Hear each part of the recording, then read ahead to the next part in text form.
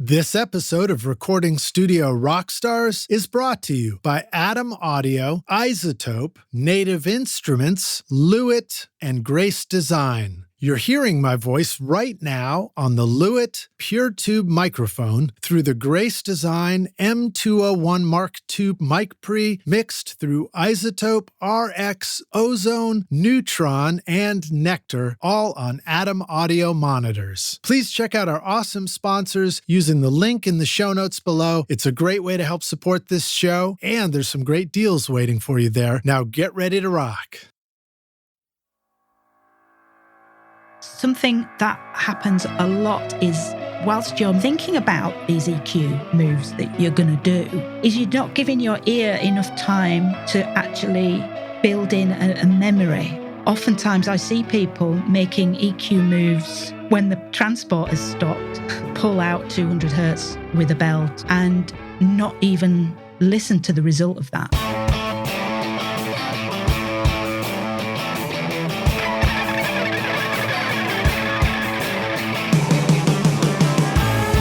Welcome to Recording Studio Rockstars. I'm Lid Shaw, and this is the podcast created to help you become a rock star of the recording studio.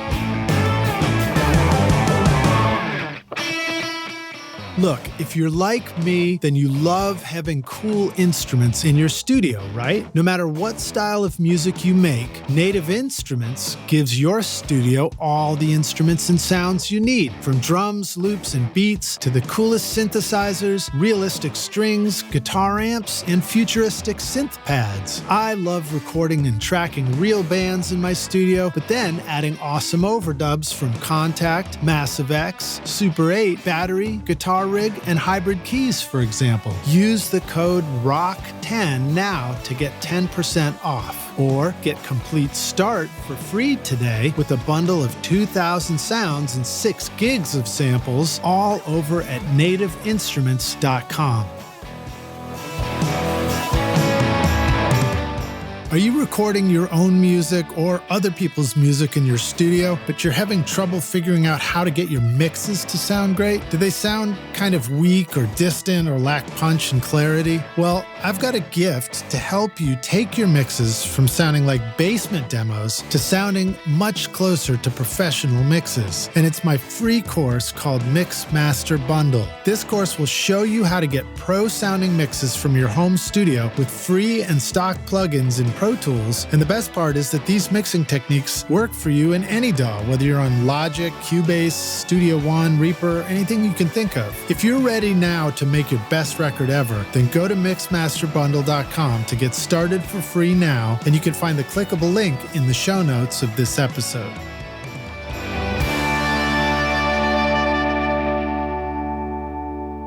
Howdy, Rockstars. It's your host, Lid Shaw. Welcome back to Recording Studio Rockstars, bringing you into the studio to learn from recording professionals so that you can make your best record ever and be a rock star of the studio yourself. My guest today is joining us once again on the podcast, Sara Carter, a BBC-trained mixing engineer based in Leicester in the UK. Sara started recording and mixing music as a hobby in the mid-90s and then later turned it into a full-time career after studying audio engineering at the SAE Institute in London and working as a sound engineer for the BBC. Sara learned her trade at the BBC's Maida Vale studios by working under the mentorship of some of the best engineers in the business. During this time, Sara worked with a wide variety of artists such as Adele, the Black Keys, and Rod Stewart, to name just a few. And more recently, she focuses on helping home studio musicians mix music at home through her training courses, coaching sessions, and YouTube channel, Simply Mixing. If you enjoy this interview, please check out our earlier episodes as well, RSR446 and RSR447, when we talked about Sara's background in music and shared some great home studio mixing tips. Today, we're going to focus more on how to EQ everything and then get into some compression talk as well. A thank you and a shout out to my brother from another podcast, Matt Boudreau at Working Class Audio, for making our original introduction. I'll just keep thanking you forever, Matt. Please welcome Sara Carter back to Recording Studio Rockstar. Sara, are you ready to rock again? I am ready to rock again. It is very nice to have you back joining us. I guess it's like morning time here, but it's afternoon where you are. So thanks to the wonders of technology, we can see you and hear you and sound great. All that good stuff. I know. It's amazing. What a wonderful thing. So what is a typical day like for you? Now, you're joining us from your studio. Obviously, you've made a lot of records in all sorts of places. You do a lot of mixing out of your studio, depending on what chapter of your music career you're in. And you're also teaching and doing video production, right? Yeah, that's right. I mean, a typical day for me seems to center around coaching. So I've really moved into that and embraced that side of what was available to me with my knowledge, and starting to share it on YouTube. The coaching kind of came along. Yeah. What was sort of a beginning of the coaching experience for you? Was there a moment where you got your first chance to do a little teaching of what you had learned and you just realized that you really enjoyed it? Yeah. It was just people reaching out, just sending me emails and saying, do you offer coaching? And I'd never really thought about it before. And I just thought, well, yeah, why not? Initially it was, well, what would that look like? But it just like everything, you may not have all the answers at the beginning, but once you start, it all kind of, it happens, it falls into place, and then you develop a routine, and before you know it, you're booked up. And, having a lot of fun talking to people that just want to are making their own music at home and just want to make it better, want to get as close to that pro sound as they can. And I've really enjoyed the process of that. I didn't think it totally surprised me. But it's been really enjoyable.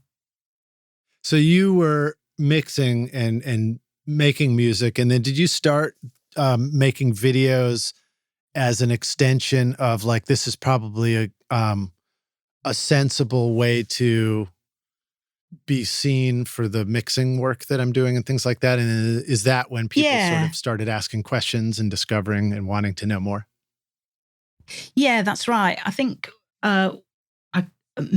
if you go back to the beginning and look at my first videos, they may have been more targeted towards musicians and maybe bands looking to get gigs and that type of thing. So that was fine. And I was certainly producing material for that market, how to get signed, that kind of thing. And then I kind of realized that I'd never actually done that myself, never been part of a band, not a serious band, where you're going out and you're gigging and you're looking for work. And so I didn't really have the knowledge to be able to come up with that sort of stuff. And I just thought, well, why don't I just talk about what I do know and see what happens? And that then obviously started to attract an entirely different audience. Yeah. What is your instrument when you do play music? Guitar. Okay, cool. Yeah, I did dabble for a while in bass and I really enjoyed that. And then I had a kitchen accident and took the very end, the very tip of my little finger off. No. And now anytime I fret a string using that pinky, you literally I get fret. A shooting pain. You fret with your face at the same time. You're like, oh no. That actually happened to my uncle. Different. He was he had an old Model A car and he was poking around one day and his finger got caught in the belt and it took off the tip and it affected his guitar playing for the rest of his life. Yeah. I remember that being told at a very young age by my father, who was an electrical engineer. I remember him saying, Sarah, by the way, be careful. I said that a lot, but no, I think I asked him why he didn't wear rings or something. And he that was the very thing that he said, that because of the work he does, it could get caught in a fan belt or in machinery and take his finger off. So he never wore rings. Yeah, that's interesting. I've heard people say, I mean, we're going on a real tangent here, but I've heard people say, if you want to be safe, you wear steel-toed boots. And then other places say never, ever wear steel-toed boots because if something falls on the tip of your foot, it's going to cut your toes off. Eek. Yeah, All right. So Rockstars, the takeaway there, of course, is be careful. Because you're going to need your fingers and your ears and probably your eyeballs to make music. Yeah, and your toes, maybe. If you're a keyboard player, maybe. Or guitarist, you need your toes. Otherwise, how are you going to stomp on the distortion pedal? Distortion pedal. I know. Or turn your tuner on. You're probably not doing that anyway. So tell us a little bit more about the kinds of videos you started making once you figured out how to share the knowledge that you really felt good about. Yeah, that was kind of interesting. I did a lot of research into how to make good videos or how to create a successful YouTube channel. And so there's an awful lot of advice out there. And it was a case, basically, make your videos nice, short and snappy, to the point. Know who your audience is, all that sort of stuff. I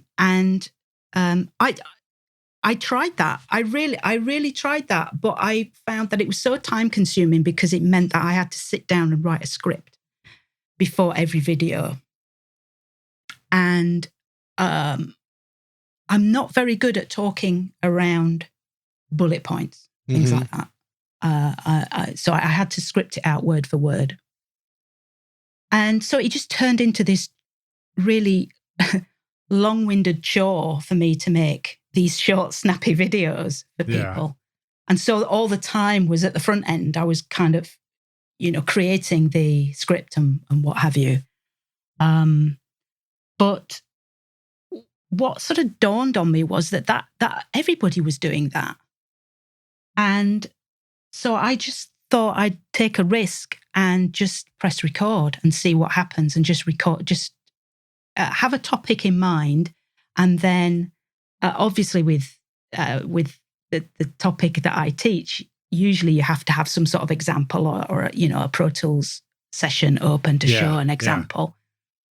So it was just having a session open and a rough outline of what you wanted to include, what you wanted to talk about, and see what happens. And that ended up in being, on average, me recording a video that's kind of an hour long. Well, it's interesting. And it's interesting to hear you describe that because it brings to mind a few things. One is the idea of zagging when everybody's zigging. It's just like if everybody's going this way, maybe it's smart to just go the other way. And for me, I don't know, starting this podcast was maybe a little bit of that. I mean, at that point, nobody I knew was really doing any podcasting. So it just seemed like, hey, this is something I could do. We get to talk about making records. So pivoting like you described, but then also when you talked about learning which part of creating you feel comfortable in, like there's ways to do things where you could write out every word you're going to say and that becomes a script. There's other ways where you, as you described, you make bullet points to yourself and then you speak naturally about it. And it just reminds me that like that applies to making music. What kind of song chart works for you if you're going to go play a live show or if you're going to play in the studio or whether you like to keep it in your head. And then also really in mixing, like there's like, you could learn step-by-step ways to mix. You could learn some basic ideas and then just use them however you want, all that kind of stuff. So anyway, do continue, please. But I just wanted to say it all really kind of connects. Yeah. Yeah. What the problem was that more structured approach for me, because it was such a nightmare, it was stopping me actually making videos. So at some point I just decided that I just got to sit down and record and see what comes out of my mouth and see if any of it is retrievable and editable into a video. Yeah. And the great thing about that I've discovered, and it's probably, I think my channel's been kind of around for about 3 years now. So I think it's only been really the last year maybe that I've been toying with this idea. The great thing about it is what happens naturally is that I'm able to, in the moment, voice my reasons for doing a particular thing in a particular way. Yeah. And I'm also able to voice what it is I'm hearing, and therefore the reason I've taken the decision to do the thing that I've just done. So that seems to have really connected with people. And I'm really excited about that and really pleased about that, because this way of making videos for me is really fun. It's not so much fun at the back end when I'm trying to edit it all together. Right. So the other aspect of that is that I can tend to go off on tangents, and I it's funny. I think I go off and ramble and just talk about all sorts of unnecessary things and repeat myself a lot. But yeah, I get feedback. Maybe that's what I edit out. So the feedback I get is that people like the way that I present things so simply and so succinctly. And that makes me chuckle every time. Why? Because you feel like you. Which I've edited out all the rambly rubbish. So I'm trying to think, like, what do you ever think about that process of teaching the mixing, and then how that same process might actually be applied to mixing itself? Is that a fair question?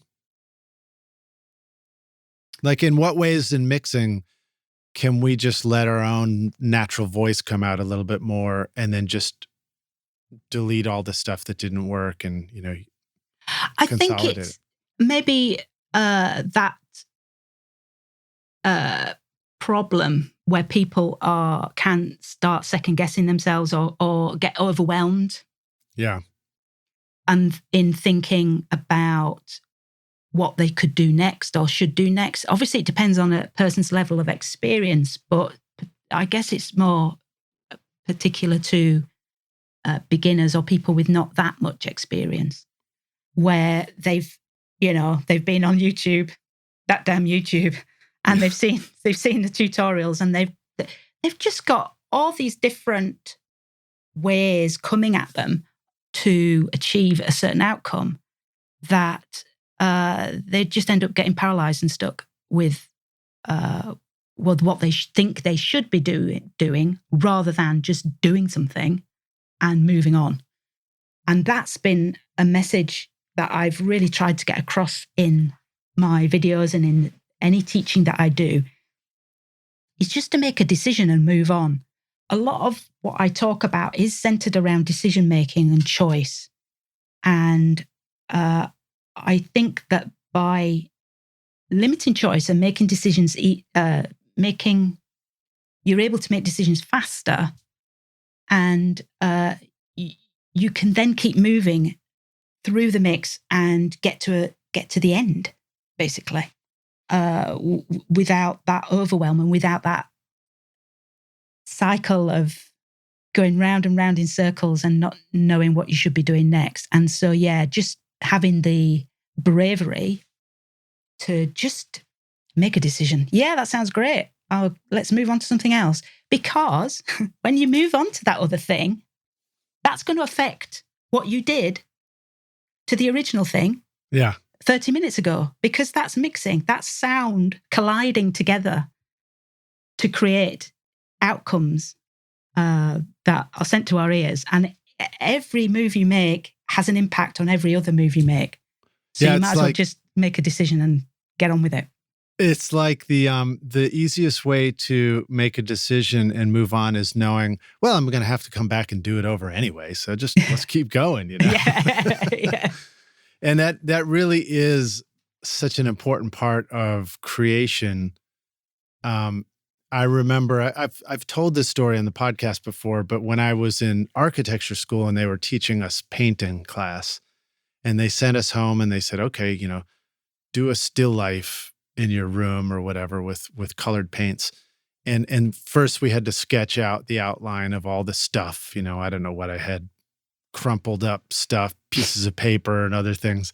So I sketched out the whole thing. And then I went home and I painted and I completely finished one part of it, just like soloing the kick drum or the snare drum for hours. I just completely tried to finish that one thing.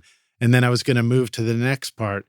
And somebody else came in and they had roughly put in the colors for everything. And the teacher made a big point of that. And the teacher was like, look, when you're painting, you want to push all the colors of everything all at the same time.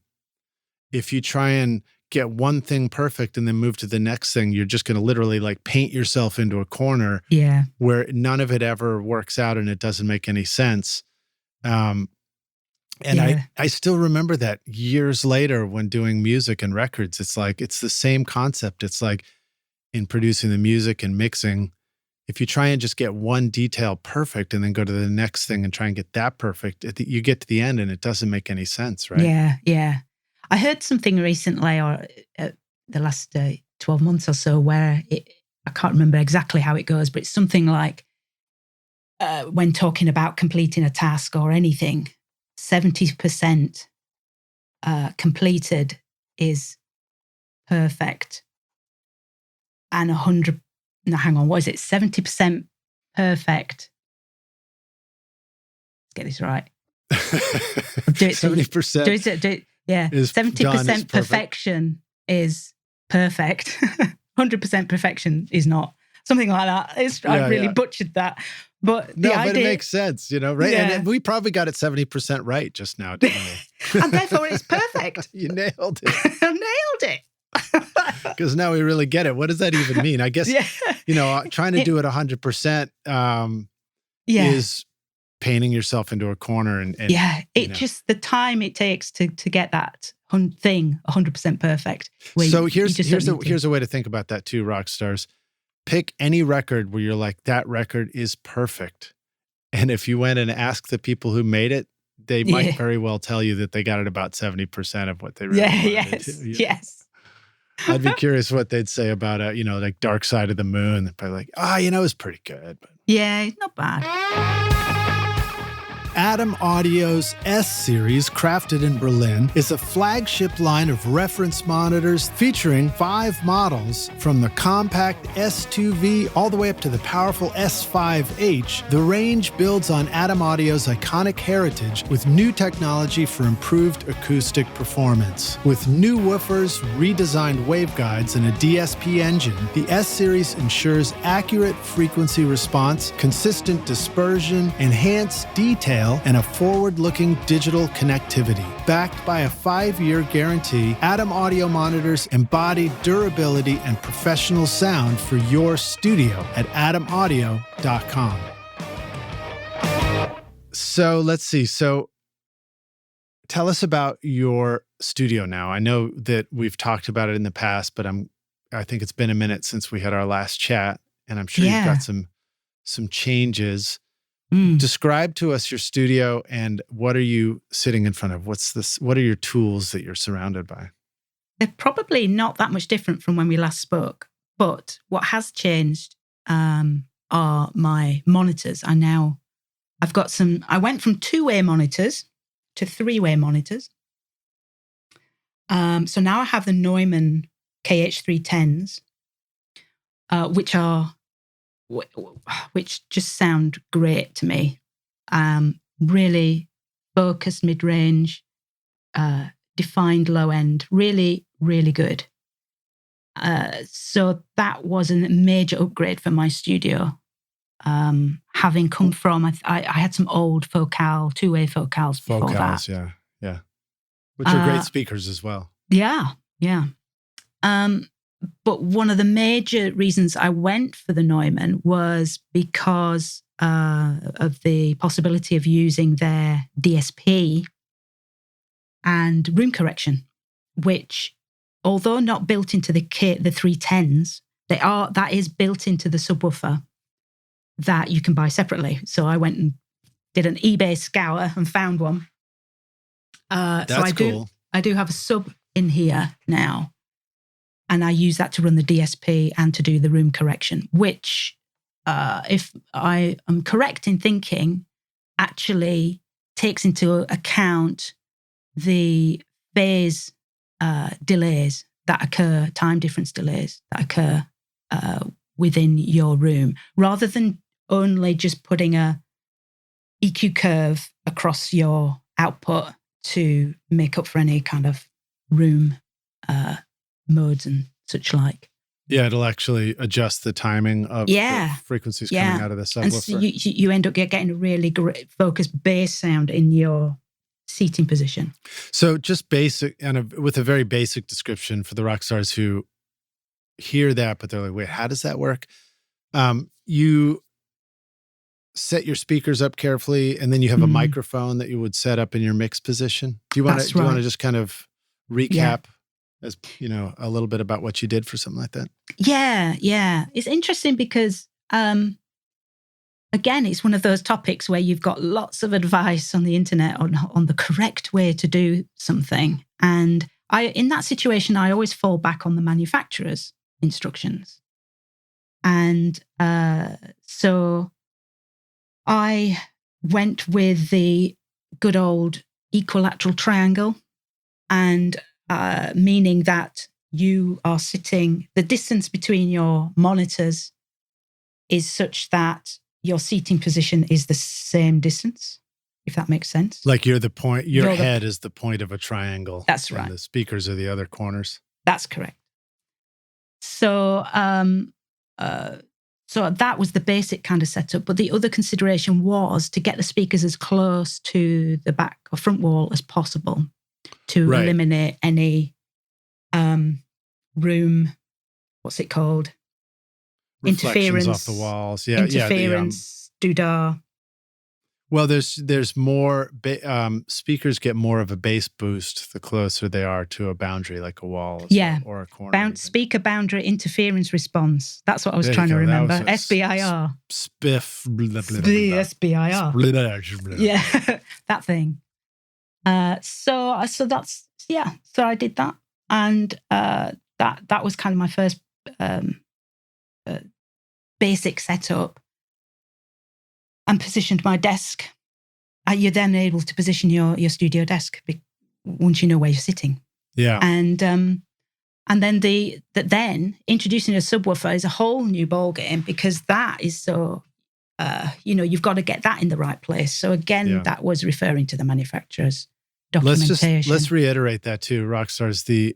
A subwoofer can be helpful when mixing, and you'll get a lot of mixed response. I mean, we've talked to people here who will say subwoofer yes. I've talked to people who will say subwoofer no. Yeah. And I just know that, like many other things we do, like EQ, you can just as easily ruin what you're working on as get it right.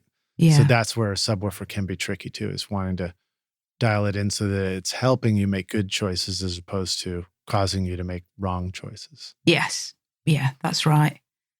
And what do you remember about some of the basics? First, you got to figure out where in the room it's going, right? Yes, yeah. Figure out where in the room it's going to go. Now, you can do that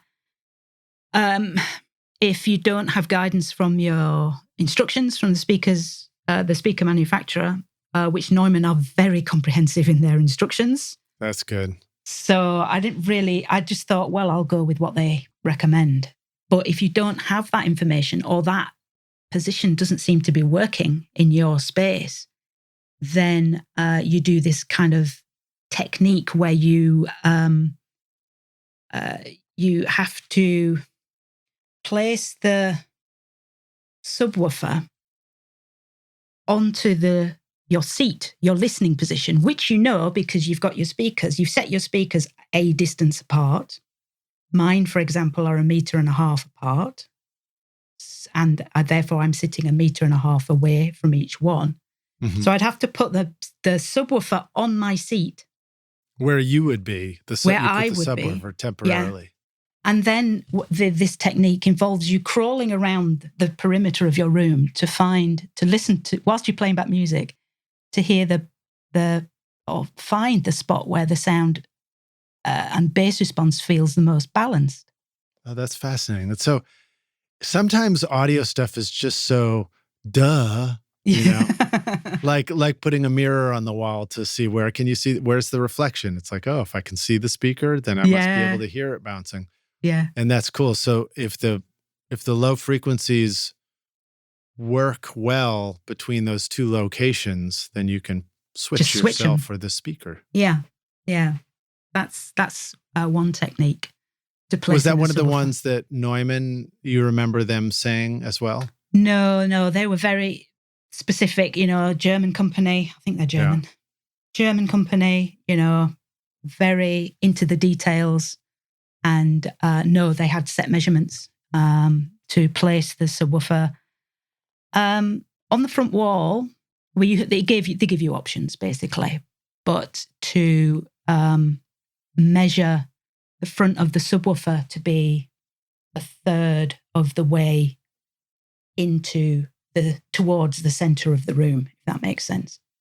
Interesting. So not perfectly centered between your speakers, but that was like the worst place. Yeah, that's the worst place. I guess where mine lived for a long time, right there, right in the worst place you can put it.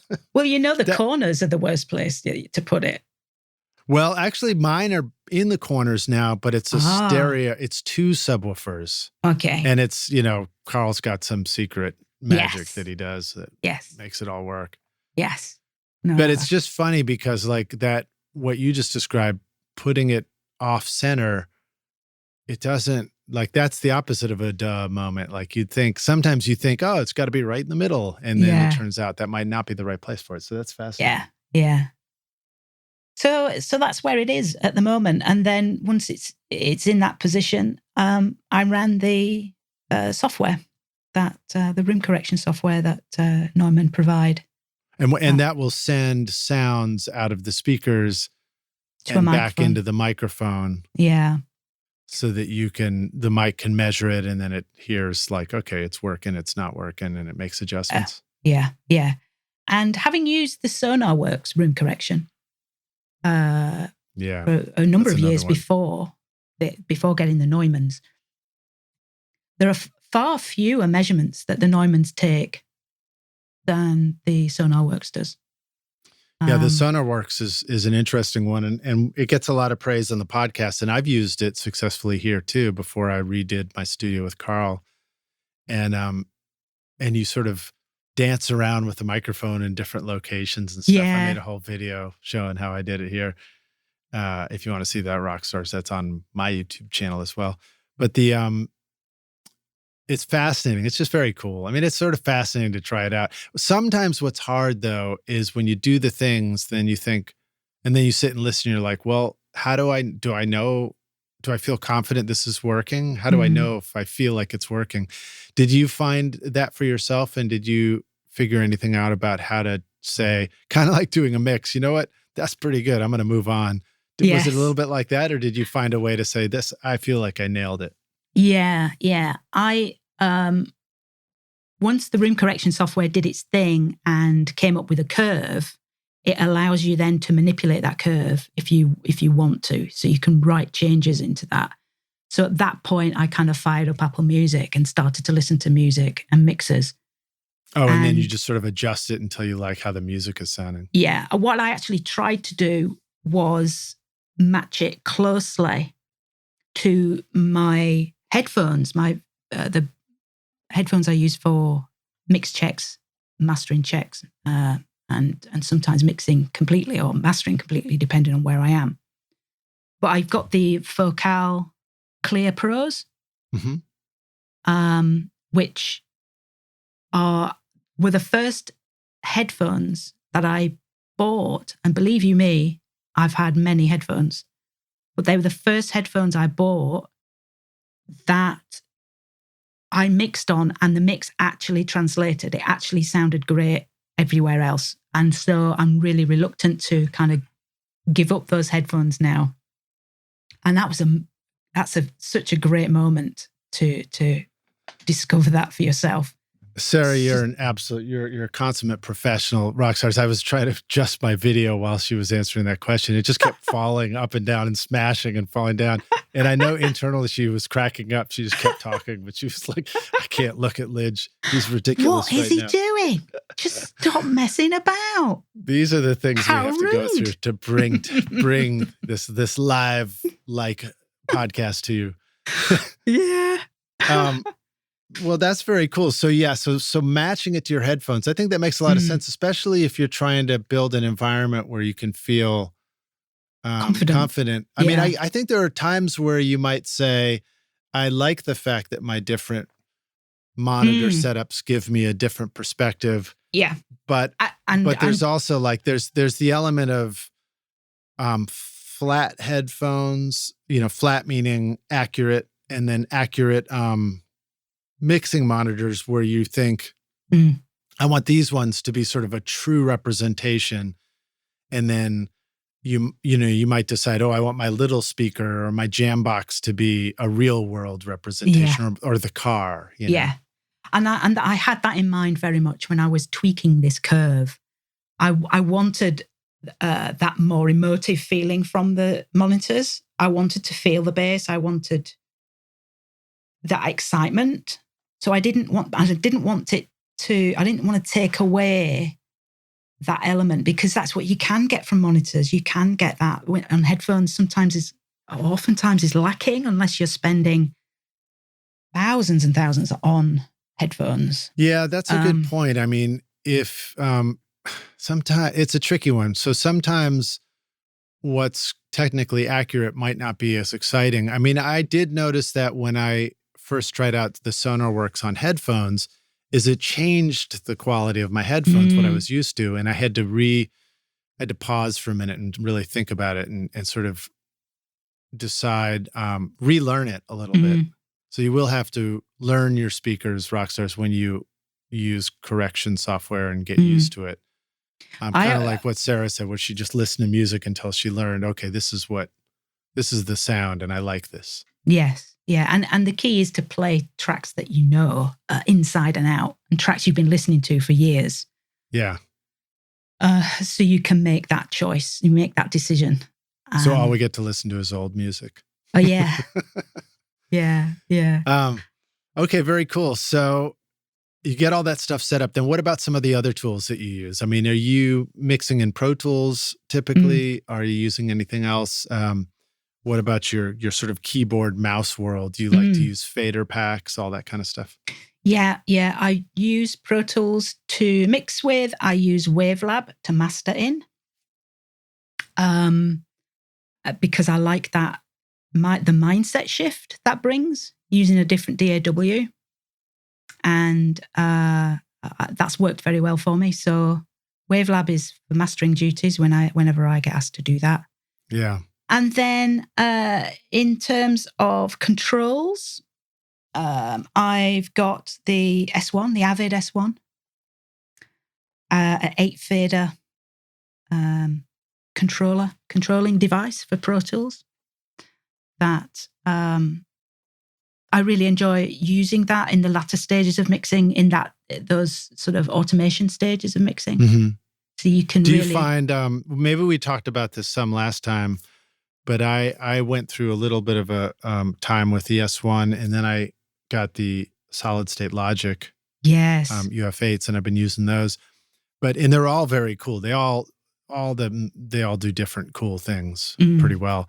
So have you found that you find the fader and the ability to do the automation, like you're saying, as the most useful part? Do you sometimes use the S1 to control the plugins or EQs or any of that kind of stuff? No, it is just literally the fader. I think because the S1, I guess familiarity comes with using it and taking the time to learn it and explore its features.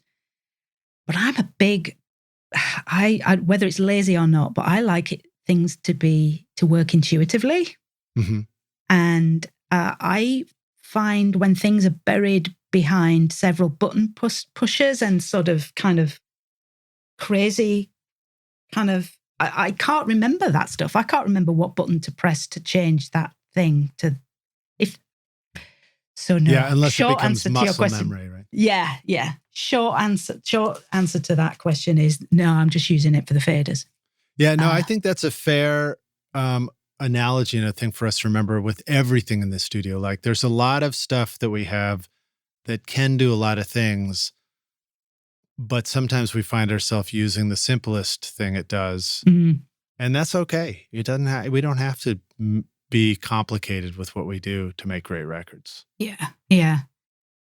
Just do if we what want to works be, for you. we can, and that's fine too. Yeah, I mean, I love geeking about with gadgets and gear and all that stuff. So, and I probably should learn to use the S1 and all its features to properly get its value. Being from the north of England, spending money is not our favorite thing to do. So That's funny. When you do spend a significant amount of money, which the S1 is, I feel as though I really should learn what all the buttons do to get the best value out of it. Hey, Rockstar, come on over here. I've got a secret to tell you. Want to know how I get a consistent sound mixing over 1,000 hours of recording studio rock stars? Well, my secret is using Isotope RX, Ozone, Neutron, and Nectar to make this podcast sound great. Right now, you are hearing RX Breath Control, Declick, Declip, DS, Deplosive, Voice Denoise, Ozone Multiband Compression, Neutron EQ, and Limiting, all from Isotope. Use the secret code ROCK10 to get 10% off over at isotope.com. Well, some of the things that I did enjoy about it is the Avid Control software. I could have that. I put that on a Kindle Fire over to my right. So I had this touch screen, and I was trying to get it to where I could see the folder tracks there. And if I wanted to go look at the drums, I just would touch that and it would like spill out all the drums on the faders. And, then you go back to the whole mix or something. And honestly, I can't remember if I got all the way there. I got pretty close with it and I did some stuff, but it's absolutely true. It's what you say. It takes a lot of time and dedication and effort to really dig deep into the features on some of the gear that we use. And so I try to remember to give myself, I'll just wait, before I really have something strong to say about it. I was like, let me just put in all the time first. That's been my takeaway. Yeah. But I agree with you. Just having the faders alone and not doing anything fancy has been great. I really enjoy it. Yeah.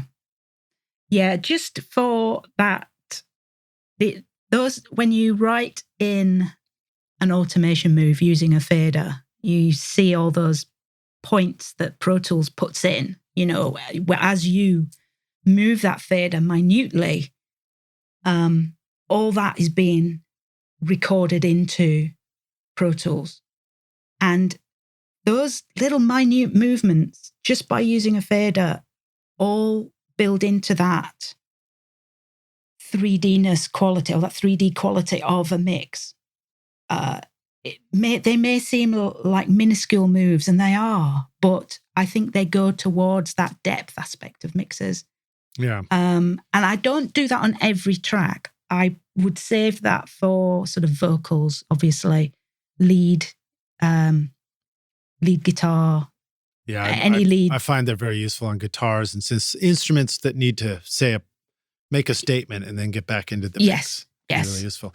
Well, so I said at the beginning that we were going to talk about how to EQ everything. And this is actually, to me, this is the beginning of that conversation, because before you even get into EQs as plugins, we're thinking about all the tracks in a session, which are essentially, if you've arranged your song, from low frequency instruments to high frequency instruments, that is the first level of EQ, isn't it? It's just faders and levels between tracks and stuff like that.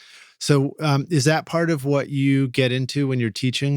Do you ever do just the, let's just focus on learning how to balance first? Yes, absolutely. It's so important because of the way, our ears work in a certain way depending on the loudness of the sound or frequency that's been sent to them, the Fletcher-Munson curves and all that stuff. And so it makes total sense that if, let's say, a kick drum is quieter in a mix or is further down, you've got it pulled down in the mix compared to the other instruments. Your ears aren't necessarily going to hear the lower frequencies of that kick drum. So that then in turn is going to impact your decisions around how you EQ that kick drum. Mm-hmm. So by disciplining yourself and taking the time to just get the fader levels in a workable spot, then that is all part of that decision making, or that choice aspect I talked about earlier, where you're lessening the choice just purely by getting the fader in the right place. If it's in the right place and the low end sounds good to you, then that choice has been taken away, or that decision has been taken away. Whereas if you had it low down in the mix, you might be thinking, I need to get an EQ plugin on this and start adding some 60 hertz or some 50 hertz to it.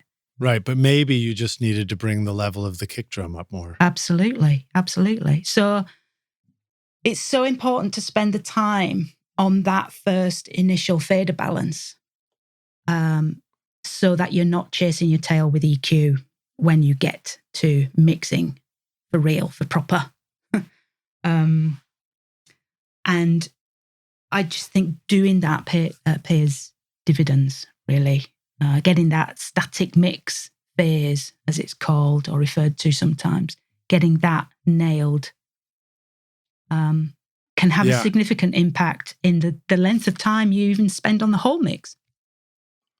Yeah, there's it's always a funny thing too. I mean, I've done records where I've worked on the song and done overdubs and then really worked hard on a mix. And then I remember learned this lesson early on. And then this is back when we used to have to print everything to a CD to go listen to it in the car, which of course is not the earliest, because before that it was printing to cassette. Cassette, yes. But then I'd go to the car and I pop a CD in and I listen to the rough mix that we had started with. And I was like, holy crap, that sounds so much better than where we're at now, on the song. And so then I had to go back and, tear everything down and restudy. What did I do in the beginning? Why does this sound better than where I'm at now after I, quote, worked on everything? Yeah. So that really is a very important lesson.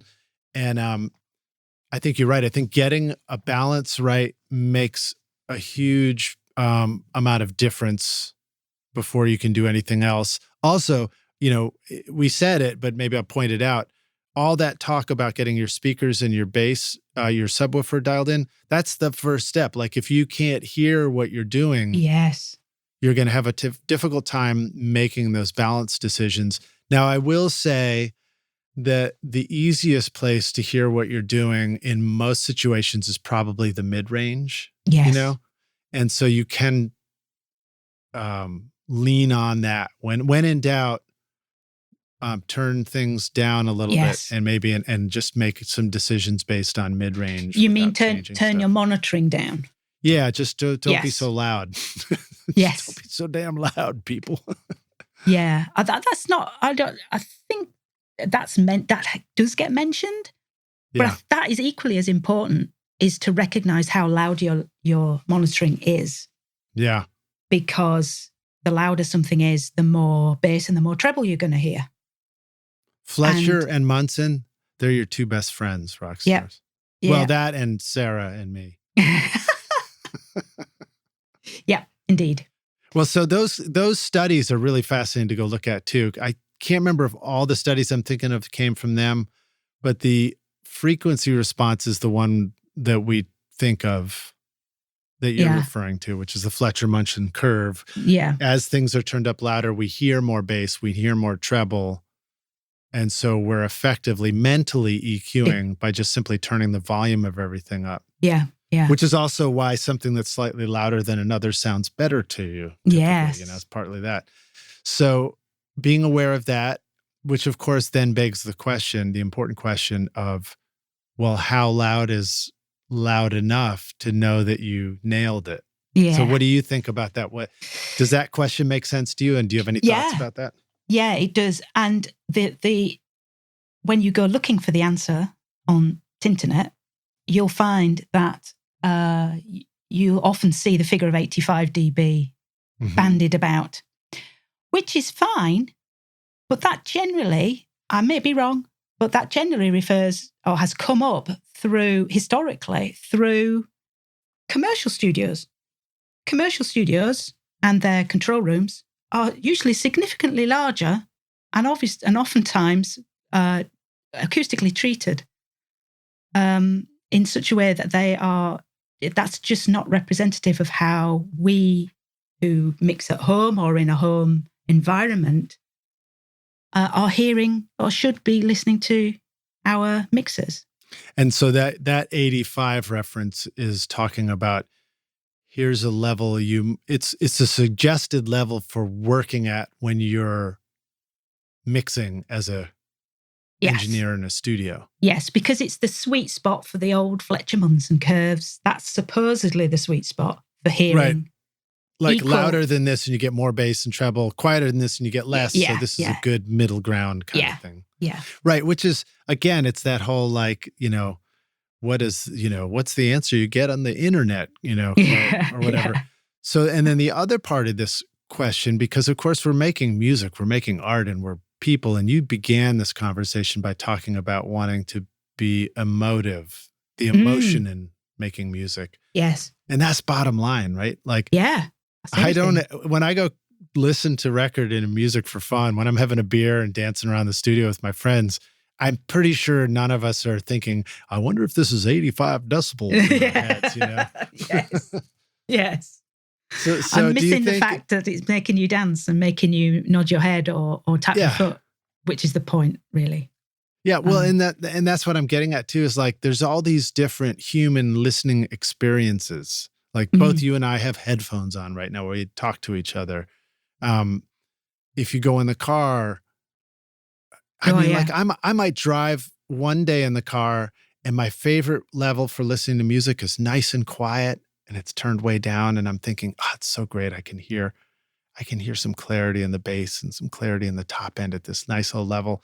And then the next day I'm just blowing my speakers up, turning up dubstep so loud that I'm like, I think I might be hurting my car stereo right now. Yes. And like both of those are valid legit listening experiences. Yes. Yeah. Because that louder, it really gets the heart pumping. It really gets the excitement flowing when we listen to music loudly. And I think it's because we just, the bass levels come up for one. And, it starts to have an impact on the way we feel. And that's music. That's why we do it. That's why people love it. So part of that is then when you're thinking about adjusting levels of different instruments so that they balance properly with the whole Fletcher Munson curve in mind, you sort of have to know, do I want this to feel balanced at the loud moment? Do I want this to feel balanced at the soft moment? Do I want it to feel balanced right in the middle? I don't know if there's an exact answer for that, but those are things that are all relevant, I think. Yeah. And I guess for me, probably thinking about that would be to really consider the pinnacle of the song, the loudest chorus. And I think start there and work backwards. And you can get that right, then work backwards through the rest of the mix. Start with that and then jump to your verses. So now you've worked on Rockstars, we have a playlist of Sara's music in the show notes, so you can just scroll down and go click on this and listen to a bunch of these great, great records she's done. You have stuff that runs from rock and roll, punk rock. You've got stuff that sounds like California skater punk. Yeah. You've got stuff that sounds like string arrangements, and, like TV music, finger-picked. film music, that kind of thing. Yeah. Yeah, film music. You've got stuff that sounds like it's a nod to Portishead, and it's got Yeah. that quality. And I've taken more specific notes, but I'm just sort of off the top of my head remembering this variety of sounds. Yeah. And have you found that all of those inform your process a little differently? You like some music you think about that I'm going to need to turn this up when I listen to this. Some music you think I'm going to need to hear a lot of bass when I listen to this. Some music you just think I listen a little bit more quietly or anything like that. Probably no. I think what's more important really is maintaining, I think your listening environment has to stay as unchanged as possible. I think keeping that, because if that moves too much, then I think you can get lost and you can start making some decisions that might get you into trouble. So we talked about 85 dBs a few minutes ago, and that being the kind of recognized studio standard for listening to mixes. But in the real world, actually, that is quite loud for a studio, for a bedroom or a domestic room studio setup. And so I know that I tend to mix more at about 78 dBs, something like that, which is more comfortable. And so I really only change my monitoring. I've probably got 3 levels of monitoring that I use, thinking about it now. I've got my kind of everyday, that 78 or 79 dB level, where I'm just doing the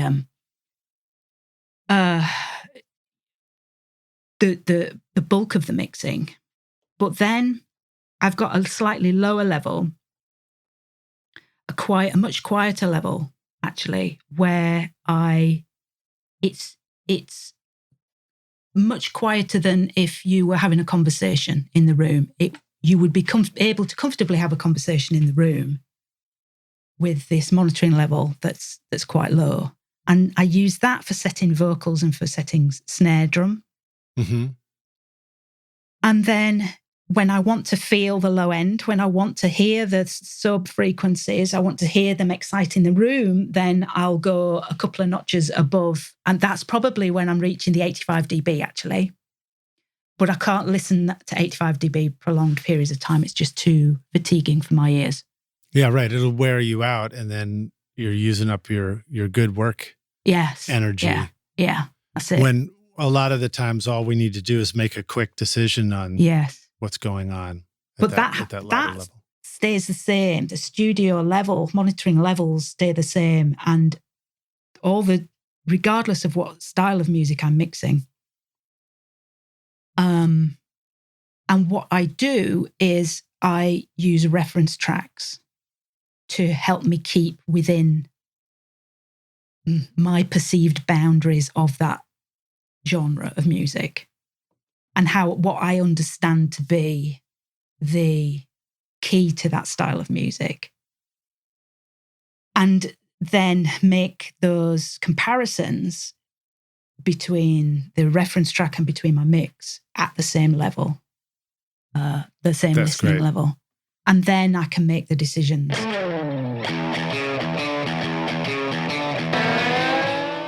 What do songwriters, music producers, DJs, EDM, TV, and film composers all have in common with you and me? We all need incredibly cool sounds that instantly transport the music we are creating to the style that we want. This is why Native Instruments is your ultimate toolkit with a massive library of sounds for your studio. Whether you want to create hip-hop, indie pop, classic rock, meditation music, pumping dance floor beats, or or full orchestral arrangements, Native Instruments' Complete Bundle offers you everything you need, from drums, loops, and beats to wild synths, ultra-realistic strings, and vintage electric bass, guitars, and keys. The list goes on and on. I personally love recording real bands in my studio and then adding cool drum samples, synths, and futuristic keys from Battery, Contact, Massive X, Guitar Rig, and Hybrid keys, for example. Plus, it's a great way to make your productions sound modern and unique. Use the code ROCK10 to get 10% off or get Complete Start for free today with a bundle of 2,000 sounds and 6 gigs of samples over at nativeinstruments.com.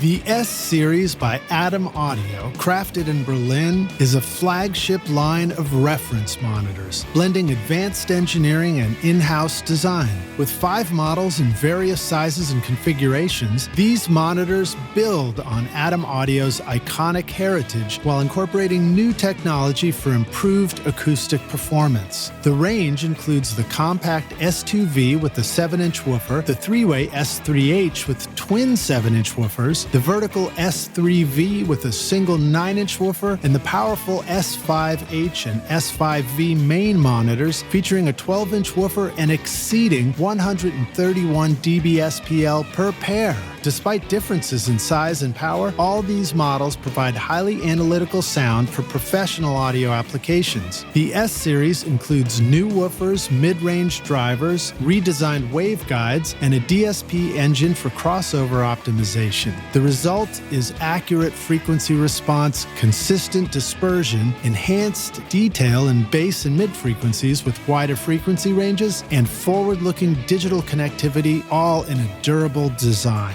The S-Series ensures longevity in your studio, backed with a 5-year guarantee at adamaudio.com. Howdy, Rockstars. We're back now for the jam session. And my guest today is Sara Carter, joining us from Leicester in the UK, from her home studio. Sara, are you ready to jam? I'm ready to jam. Excellent. We were talking about the power of reference tracks. And all this is in the context of knowing how to EQ everything, because again, balancing all these different instruments against each other is the first step in EQ before you start getting tweaky with the rest of it. What does the reference track do, and how do we go about setting up something like that? The reference track gives you goalposts to aim for. And what I mean by that is it gives you will know if you've gone too far or not far enough. The most common way to use a reference track would be to assess a track's overall frequency response. So you can make an assessment about the highs and the lows, and then you can listen to your mix and decide if you need to do some work there or not. Or if the drums are, punch through more or less. Yeah. You can use reference tracks for anything. Like how to EQ anything or everything. Yeah. A reference track will help you help you make those EQ decisions, and they'll also help you with your fader balance that we talked about a few minutes ago. So I think they're a valuable tool to use to decision making again. Everything it comes down to decision making and choice when it comes to mixing. So how do we actually mechanically go about using a reference track? What do we work on our song and then take a break and then go listen to another song up in the house and then come back down to the studio and keep working on our song? Or is that not how a reference track works? I suppose the key, the rules around using a reference track would be to pick a reference track that's in the same style as the music you're mixing. Pick a reference track that, if not in the same style, at least has the same instrumentation, roughly. Pick a reference track that you absolutely love the sound of, that you think sounds great no matter where you listen to it. and import that into your session somehow. And you can do it just by importing it as if it as a wave file, a stereo wave file, and bring it in onto its own track and solo between your mix and between the reference track. So we should probably point something out as we suggest that, right? Because if your output is going through some processing as part of your mix setup, then we might want to be careful that the reference track doesn't also go through the stereo compression and EQ that we've set up or something, right? Yes. Because then it wouldn't be much of a reference. No, that's right. That's right. Yeah, absolutely. It needs to be in your mix bus compression, EQ, and all that kind of thing. Somehow, just like your mix leaves as a finished mix and goes to the speakers, your reference track should somehow also just go to the speakers unaffected, so that you're really comparing apples to apples. Yeah. There's a really great plugin I use actually that takes all that problem away, and that is the Metric AB plugin from Plugin Alliance. Yeah, I've been using that a bunch lately too. Yeah. Before that, I can't remember the name of the company, Sample something or other. Years ago, they had a similar thing, Sample Loops or something. There's I'm mastering the mix. There was one called Reference that I used a bunch too. Yeah, I'm familiar with that one. No, it wasn't that I was thinking about, but that is equally as good. The point being that it just sits, it's a plugin and it sits on your mix bus. Yeah, and then another way that people do it sometimes is if you're printing your mix to a track in Pro Tools, then you could just put it on that track and then you kind of... Yes, that's how I always print mixes. So yes, you can have it on that print track, and then you can switch your input selector to that track so that you can effectively switch between the reference and your mix just with a click of one button. And that's really the key right there, isn't it? That it's like sometimes my questions are loaded questions, aren't they? but you know, the important takeaway I think is knowing that our sound memory is very short. Yes. We can train ourselves to really know what things sound like in a longer context, but generally speaking, it's very short. And so when we do comparisons, it can be very helpful to set it up in such a way that you can instantly compare from one thing to another. Yes. So that you're listening, okay, I flipped to this and the bass came up just a little bit and I hear that now. Yes. So do you think that's fair? That makes sense? Oh, absolutely. Because I know that my audio memory in that context is very short. It has to be instantaneous for me to be able to hear that difference, particularly the smaller the difference, then that time has to be as short as possible. And these plugins really facilitate that, as does the input selector on the Pro Tools. But not only that time frame between listening to your mix and listening to the reference is something to consider. Also, what you need to make sure is that your reference track is at the same loudness level perceived loudness, I guess, as your mix is. Because we said it earlier in the podcast that a mix that seems louder, or a mix that is louder, seems or can come across as a better sounding mix just because it's half a dB louder. Mm-hmm. And really, that's one of the keys to using reference track. You must make sure they're level matched. Yeah, and the beauty of using a plugin like Metric AB, which comes from one of the companies that's been a sponsor on the show, Plugin Alliance, or as part of a. Actually, they haven't, but they're part of the company Isotope and Native Instruments now. Yes, and they make a ton of great plugins, and the Metric AB is one of them. And so when you load in these reference tracks, you can click on the button and it flips instantly from your reference track to the mix you're working on right in that moment. Yeah. And it also can do the level matching for you to make sure that it's in the ballpark. I don't know if it always nails it exactly when it does the automatic balancing, but it gets it so close. I've never really had a problem with it. Yeah, yeah. I imagine it's quite a tricky thing to do because 9 what times is out it? of 10, You know, 9 times out of 10, that reference track you're using has been mastered.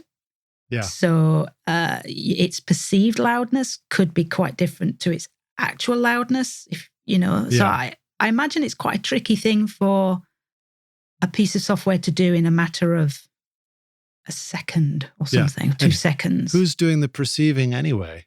Is it for what a computer perceives, or is it what I perceive? Yeah.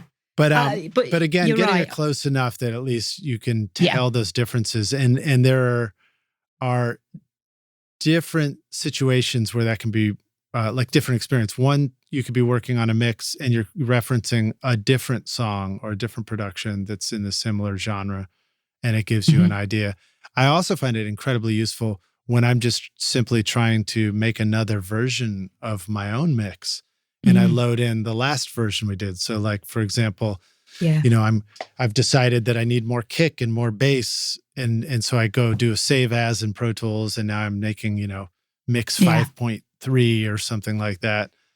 And then, but I don't want to forget what did 5.2 sound like when the bass and the kick were just a little bit too low, because that's easy to do. Sometimes I hear it in the car and I'm like, bam, I know it needs this. And I come down to the studio and I start doing it, and I'm immediately lost because I'm like, well, did I do it too much now? I don't know. You know, so having that ability to listen quickly back to the other mix, that can be really useful too, right?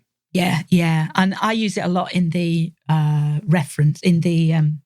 revision stage of mixing with a client. So they will come back with revisions, and I'll put my mix 5.2 into the plugin into Metric AB, and then I'll do a save as and start working on mix 5.3, and then same thing. When the client says the snare feels too loud in the choruses, and I can go in and drop it a little bit and then do the comparison like for like between the old mix and the new mix. I'm a little surprised that the DAW makers haven't already included that built into systems. It's just such a no-brainer. Yeah, it's actually, they may do it in Cubase. I don't use Cubase, but the reason I say that is because they do it in Wavelab. See, there you go. Smart. Yeah, you can import a track to what they call a reference track. So you shouldn't even have to import it. I mean, they're all in the bounces folder in Pro Tools. It should just you should just be able to automatically listen to something from the bounces folder. Against what you're doing in that moment, you know? Maybe one day Metric AB will let you have a folder, just point it to a folder and it'll just find the tracks there for you. That'd be cool too. Maybe. Yeah. It will do. I mean, you can point it to a folder and it will import all the tracks from one folder, but you have to do the clicking to make it do it. It doesn't do it automatically. Okay, I haven't tried that yet. I need to try that. Okay, cool. So reference tracks are a great way to make sure that you're in the right ballpark. Where do we go from there? What's the next stop in our journey to EQ everything?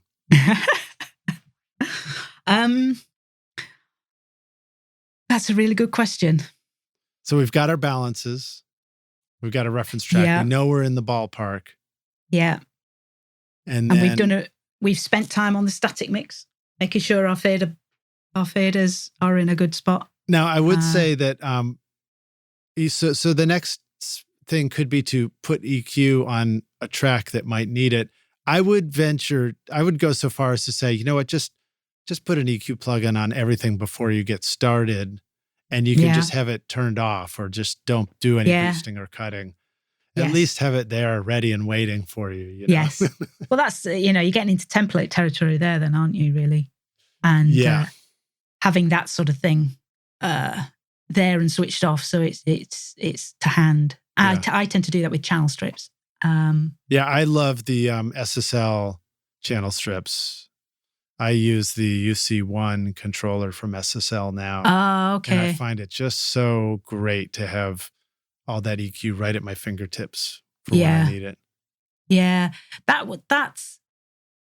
Yeah, I miss that. We talked earlier about the S1 and everything being under the controllability, if that's a word, is there, but it's behind button pushers, and I miss that instantaneous move that you could do when working on an actual console and just reach for the damn EQ and just turn it. That's really why I switched over to this SSL world, because of that one feature, just the ability to have the channel strip right in front of me. Yeah, I'm very tempted to actually give that a try. I think it was just the only thing that put me off was it's Mackie. Is it Mackie? The way that it talks to Pro Tools is the Mackie HUI, Human User Interface, or HUI. Yes. Thing, which is quite old. Yeah, isn't it's an older format, and the limits to that format are just built into it. But we don't have to get too much on a tangent for that. But SSL has taken that and said, we're just going to create our own 360 software that will let us take this to the nth degree. And if you don't use Pro Tools, if you use UA Luna, for example, they absolutely talk to it directly through, I forget what it's called. It's like a MIDI format. Okay. Advanced MIDI format and Studio One and I think Logic and stuff like that. So any of the other DAWs really do speak really well to all this stuff. Yeah. But before we go, because there's so many slippery slopes we could talk about in the studio. I like having the EQ in front of me so I can reach it and use my hands. And one of the first things I learn is to make bolder moves more quickly. But I'm going to throw a caveat in there. One of the things that I really appreciate about your mixes, Sara, and listening to the wide variety of stuff, it kind of reminds me of my interviews with Steve Albini, where he has sort of a somewhat minimalistic approach to EQ. And he talks about how, the more EQ you introduce into things, the more phase shifts, and it starts to smear the sound in ways that can destroy a mix too. Yeah. And, again, there's no one size fits all in music, because there's no one size fits all in art, No. But I do think there's a lot to be learned from that concept of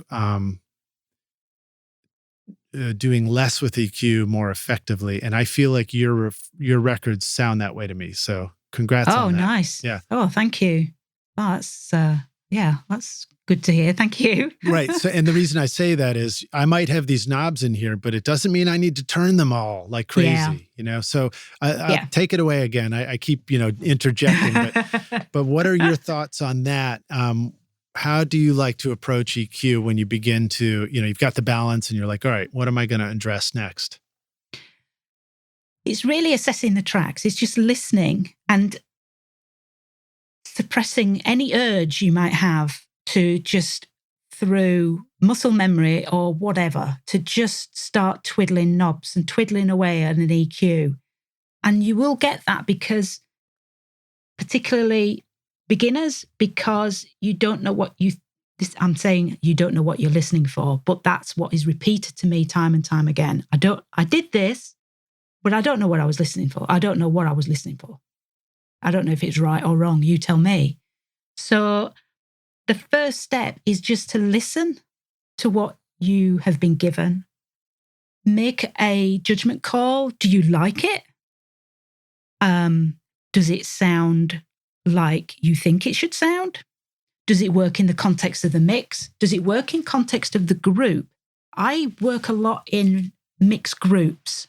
So what I mean by that is, everybody bangs on about not working in solo, or, make your moves within the context of the mix. And I think that is absolutely great advice.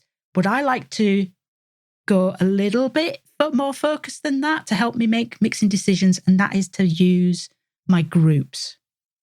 So I will zoom out from that sort of initial soloed position on an instrument. Let's say a guitar.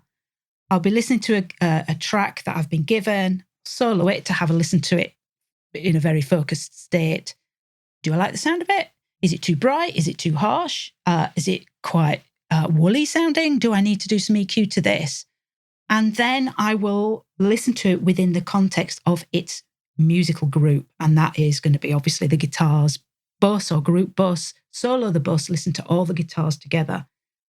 And then I will work within that group bus mix to blend my guitars, do fader balances, get things to the right levels. And then I'll go to EQ and start to use EQ to fit them all together. Yeah, that makes sense. So it's like you're thinking about the drums as a complete instrument, or even the guitars, a lot of rock records, all the guitars work together as one big instrument.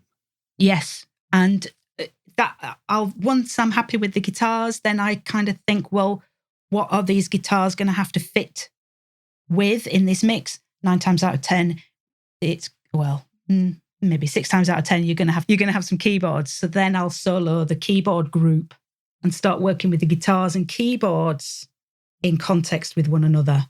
And I'm forever, rather than working in solo, I'm usually working in the context of a group or the mix as a whole. And I'm doing this zooming in, zooming out all the time to get these instruments to fit together and to decide, does this track actually need EQ? And I check myself because it's just so easy to do. Or you, particularly beginners, again, will think it's what they should do. Everything needs EQing. And not everything does need EQing. It completely depends on how it's been recorded and the microphones used, the way it's played. So don't fall into that trap. It's like, high passing everything. Not everything needs high passing. But maybe a lot does, but not everything. What? Go ahead and explain what you mean by high pass, and do describe some places that. So if the first thing we learn is we don't know anything about EQ, what is one of the first things we learn about the value of high passing, and then following that with, but don't over deliver on value by high passing everything, or else you'll have no body to the music. Yes, yeah.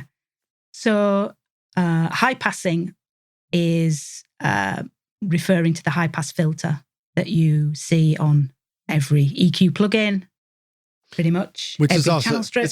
It's kind of unfair, right, that it's named high pass, because really when we think about it, we think about it as a low cut, like we're removing some low end. I know, and that's something I've had to train myself to say instead of low cut. I think we would refer in Europe. We, certainly the UK, I think tend to use low cut and high cut as the terms. Low cut filter, high cut filter. And I doing this work on YouTube and working with people all around the world, high pass seems to be the more frequently used term. So I've had to train myself.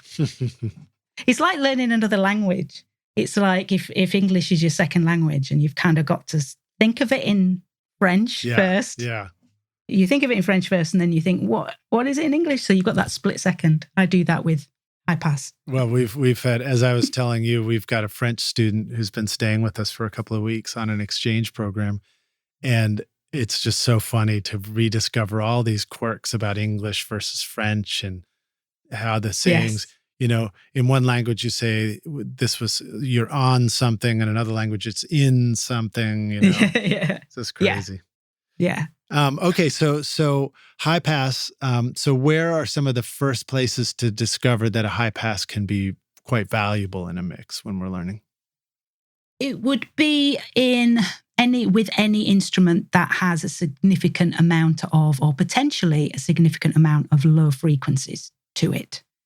So you would think of a kick drum, or you would think of a bass guitar, or a bass synth.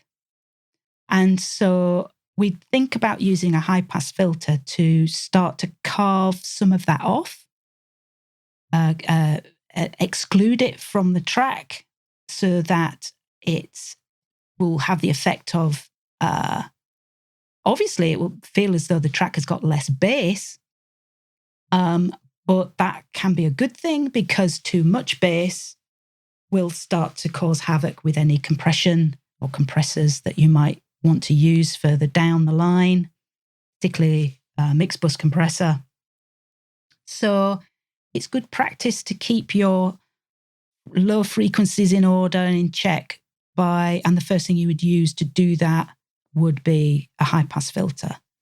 So it's interesting. Yeah, it's counterintuitive because you might think that the high pass filter was useful for all the upper instruments that were not the bass and the kick, but really a good place to discover it is controlling that low end. And when you talk about wreaking havoc, that's a good reminder too, because I think one of the early use cases for high pass filter was mechanical. It was literally like sort of created to make sure that sound could be cut effectively onto a disc with a lathe, or else it would screw up and it would jump the needle out and it wouldn't work right. Yes.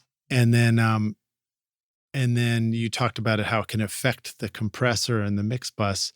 It can also affect the speakers. Just speaker cones just can't handle it. You know. Yes. Yeah. I just think that's a good reminder to us that there's a level of decisions that are pragmatic and mechanical and fundamental versus decisions that are artistic and musical and arrangement wise. Yes. And sometimes we confuse ourselves trying to think about both of those things at the same time.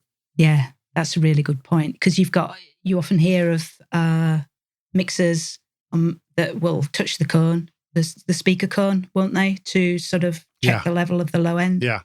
Or just physically look at the speaker cone, see how it's moving. Yep.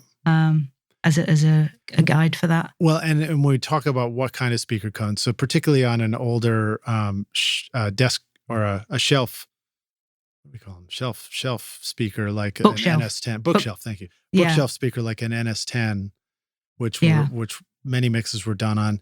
And you really see the cone moving on those. And especially if you don't have a subwoofer going, you know, you can't hear, I don't remember what frequencies they go down to. They do go down to low frequencies, but, you know, they roll off pretty quick and they really focus on the mids. But you can see the cones doing funny things and like vibrating and clapping. What do they call it? The dust cover or whatever. That thing sort of bends in funny ways. Wow. And you'll blow up your speakers. I've done it many times. Take them out during bass overdubs.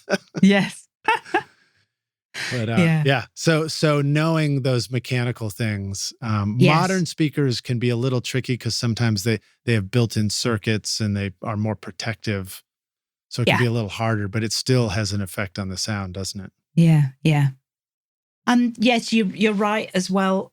The more mid-range instruments or mid-range focused instruments, start to listen to guitars or start to listen to synths where it doesn't necessarily have the bass content that a kick or a bass guitar would have, but it can still have an element of stuff going on down there that you don't really need, and oftentimes isn't actually being reproduced, but there's still energy there, and it's still energy that will move your speaker cone. Mm-hmm. And it's that energy builds up track by track by track by track, and it builds up through the mix. So you may not see it in solo or hear it in solo, but by the time you're playing your mix through your speakers, it's all layered up. And so using a high pass filter on the more mid-range instruments, it can really help you out as well in that respect. So I think one of the things that's good to point out, I mean, we haven't really gotten into compression yet, and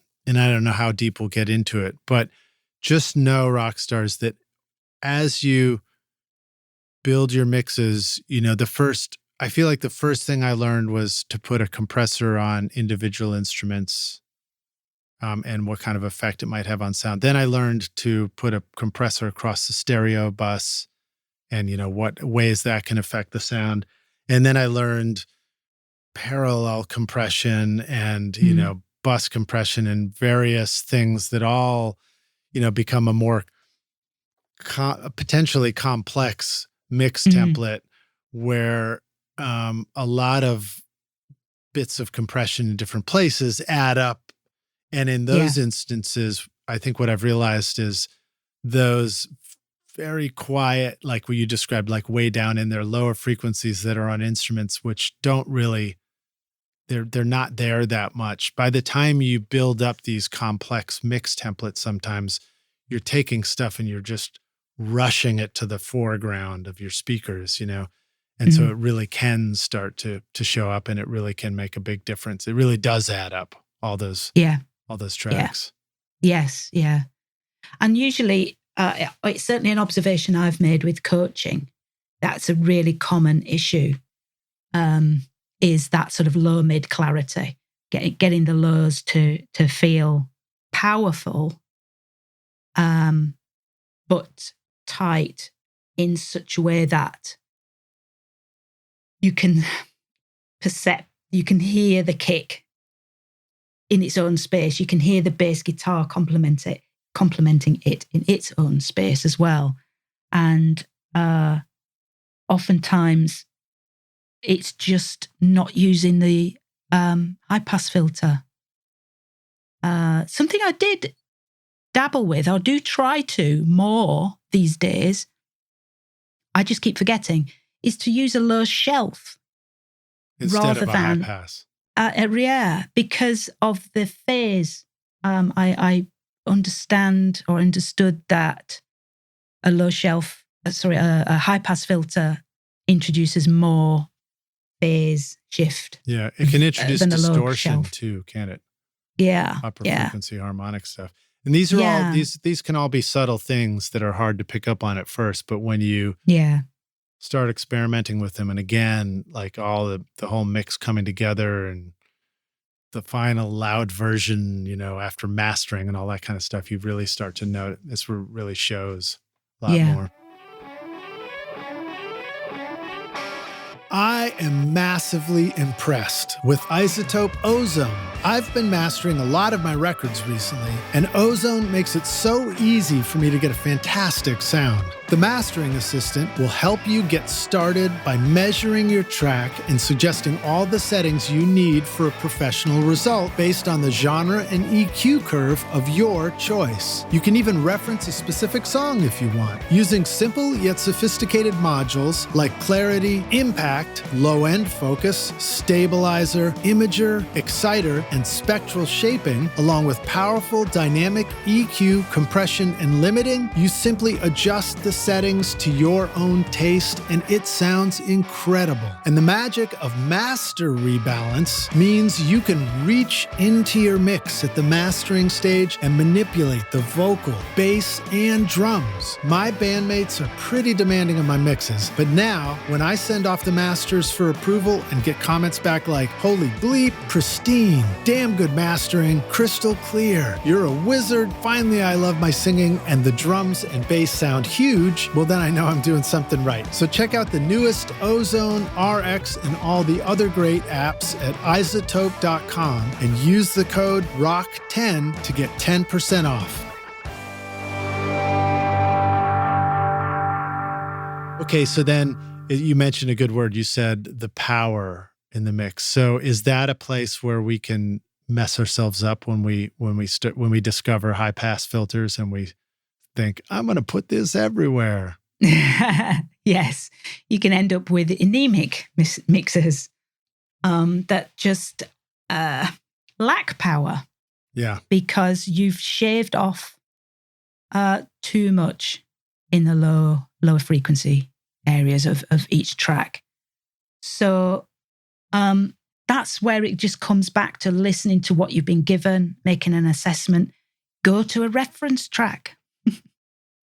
Listen to that mix of the band that you love, that you've been listening to for the last decade or so, and do a comparison.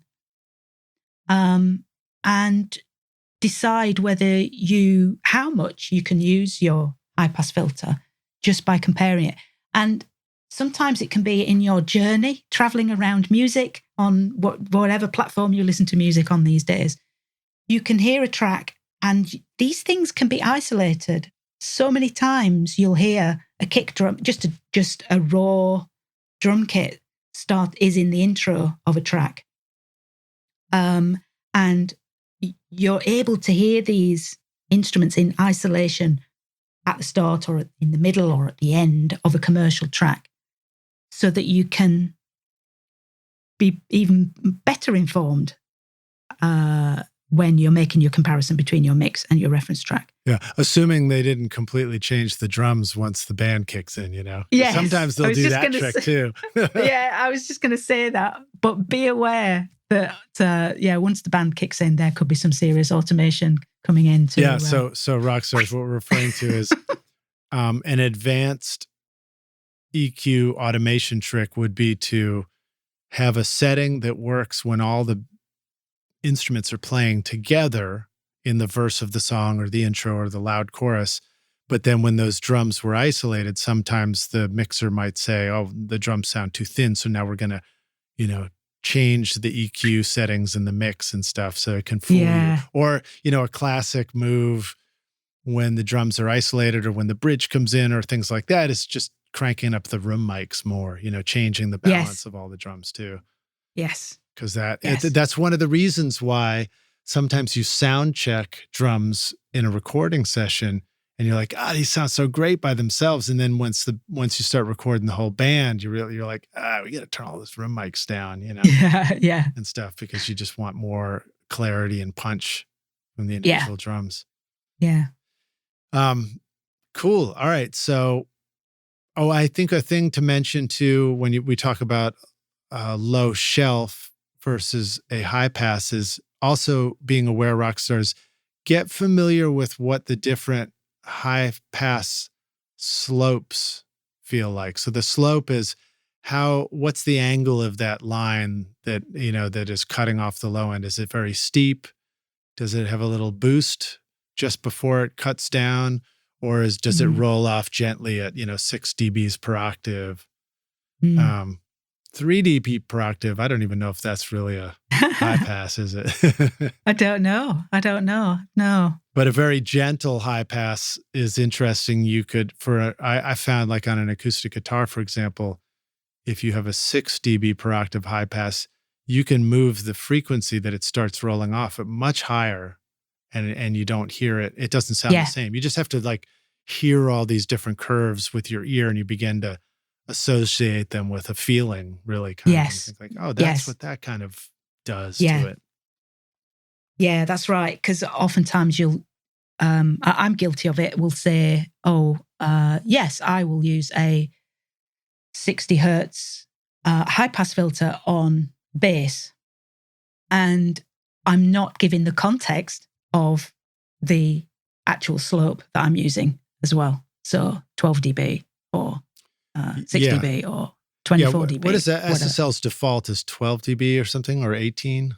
Yeah, don't know. I was going to make that point, actually, that is when, I love using all the analog emulations, and that's why they all sound different, not only that because of the way that they were built and the electronics inside them, but the curves that they use to manipulate the frequencies with. But you don't see that on them. When you look at a Pultec, you don't see it. It's just, that's it. But that's a factor why they sound different to each other.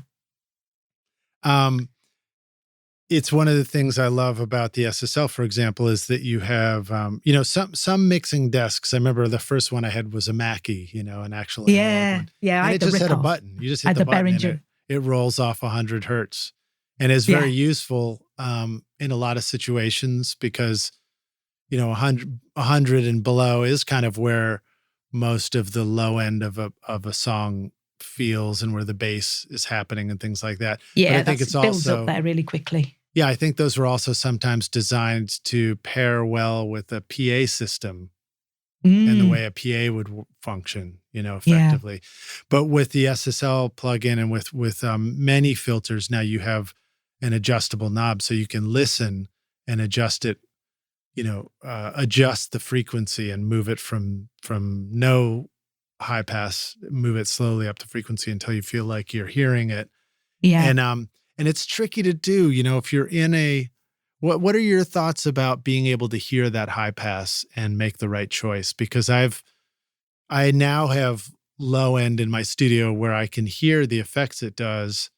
But a lot of times, you spend a lot of time with small speakers or bedroom studios, and you might not hear it Yeah. until it hits 100 hertz and starts going up from there.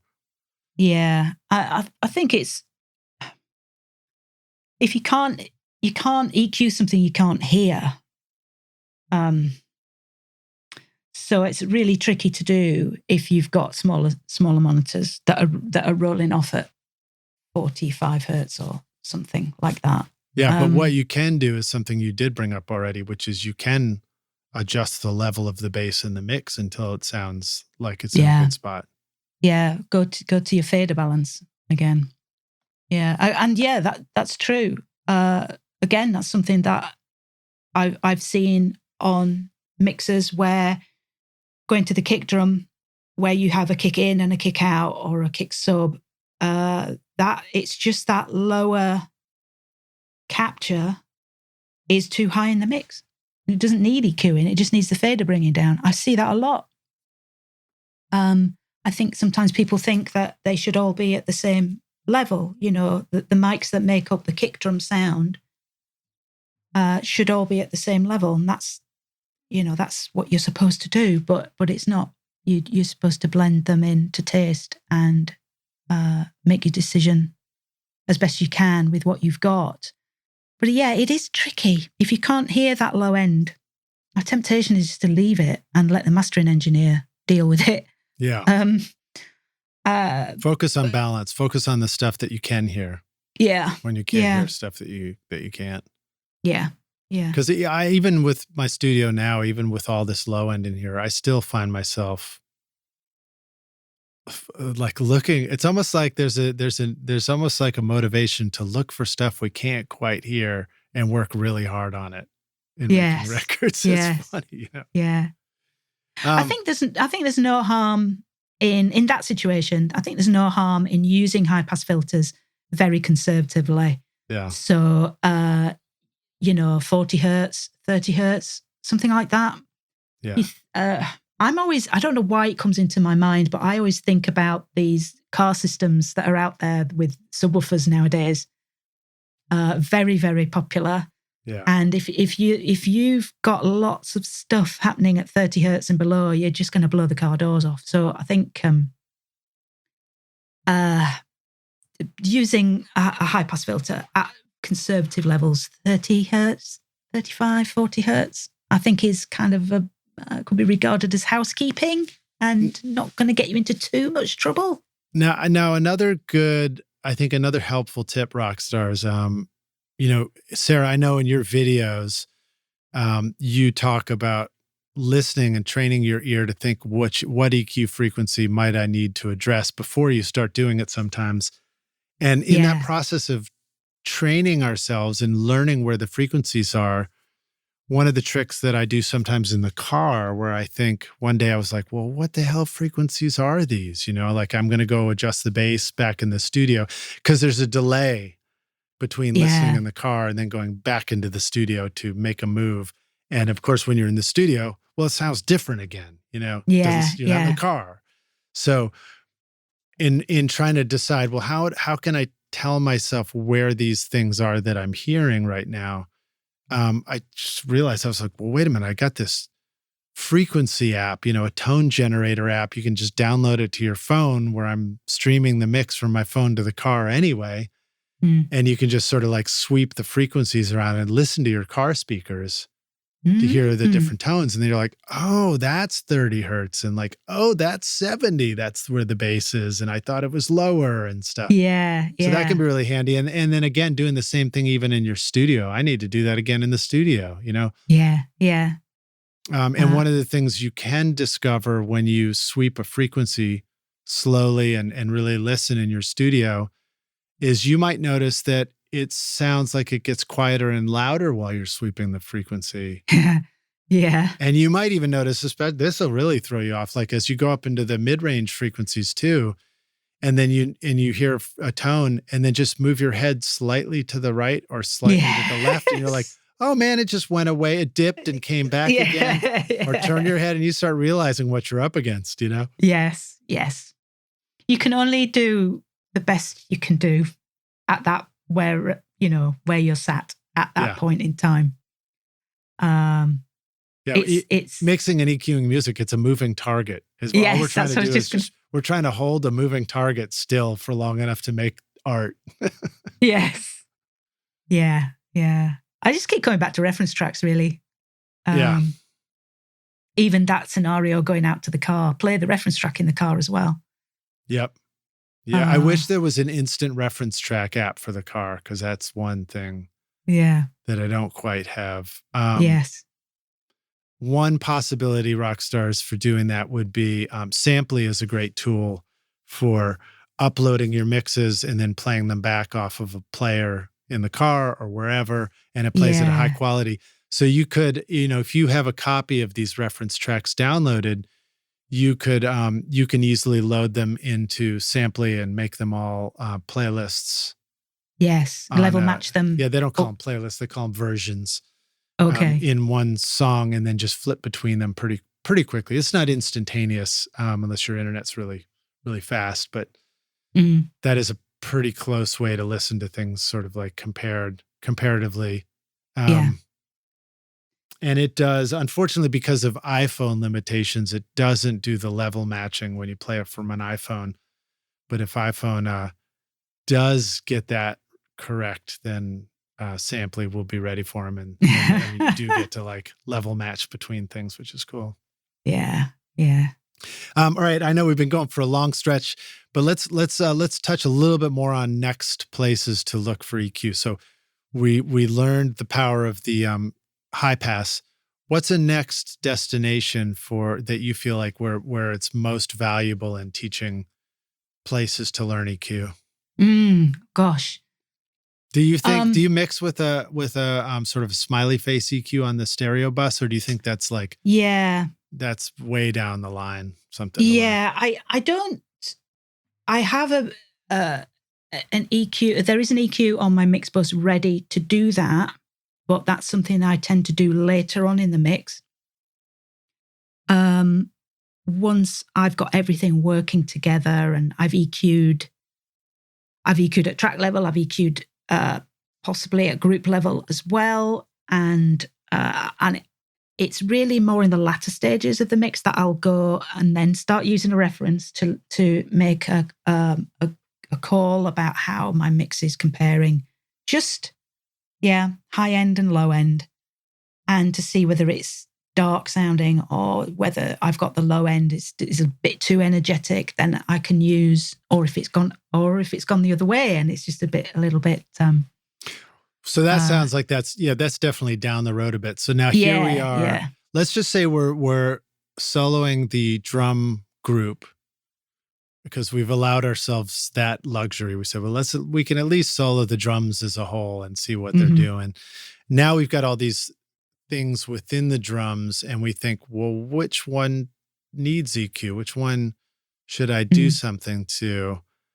Yeah, I have a thought that I'll share with you, and I'd be curious if you feel like this is a helpful way to determine that, because sometimes you're like, well, I can't solo it, so how do I know if it's doing something? I mean, I guess a couple of options are, let's just say you think the snare needs help, the snare mic, but you're not sure if you're hearing it. You're not even sure if it's the snare mic that's the one that needs the thing, Do you think it's fair for the options to be one quick option that I always think we always forget about, like the first EQ we get is the fader, but actually before that is the mute button. Yeah. Because you can just mute any of the mics, mute it in and out, and just listen to your whole drum mix, right? And just say like, wow, did that make the cymbals better or worse? Did that make the snare better or worse? Yeah. Because sometimes you can be surprised. You mute a snare mic and you're like, oh shit, that didn't even really change the sound of the snare. Like I'm not hearing it. I'm not hearing the snare through the snare mic. It's all in the overheads. Yeah. Yeah, absolutely. And I use that technique all the time, that muting, to determine whether I've got the level correct or whether the thing I'm doing is actually having an effect. Yeah. So that's really a large part of that whole decision-making process, is muting something to see if you notice a difference and whether that difference is helping you or hurting you. Yeah. Do you ever feel like the time that you've spent watching YouTube videos, trying out mix tricks, and tweaking version after version of your mixes has gotten you nowhere? Have you been looking for a simple, straightforward, step-by-step process for creating a pro mix that won't take you years to learn? What if you could have a Grammy-winning mix engineer who understood all your mixing struggles and could coach you through them? If you struggle with any of these questions, then the Ultimate Mixing Masterclass is just for you. Now you can discover the proven step-by-step mix system from Grammy-winning mixer Craig Alvin for consistently creating a pro-quality mix from your home studio that will sound amazing everywhere. Listen to this quote from one of our students, David. Quote, "Absolutely the most informative and helpful block of information and mentoring on the mix process that I've ever been a part of. That was like sitting behind a mix engineer for years, watching and picking up tips along the way, but condensed into a 6 to 7 hour session." Close quote. Look, I'm so confident that this will take your mixes to the next level that if you can't get a killer mix within 30 days, I'll give you a full refund, no questions asked. So if you're ready to take your mixes to Grammy-winning quality, then go to ultimatemixingmasterclass.com and start now by checking out the free preview of the ultimate snare mixing trick. And I'll see you at the front row table of the Grammys. Cheers. The opposite of a mute is an extreme turning down. It's like it's an on-off. It's a binary. It's turning it down a ton all the way. So then the opposite would be turning it up a ton. So we already did that with the fader balance. So we don't need to take the snare fader and crank it all the way up, although we could adjust it a little bit more.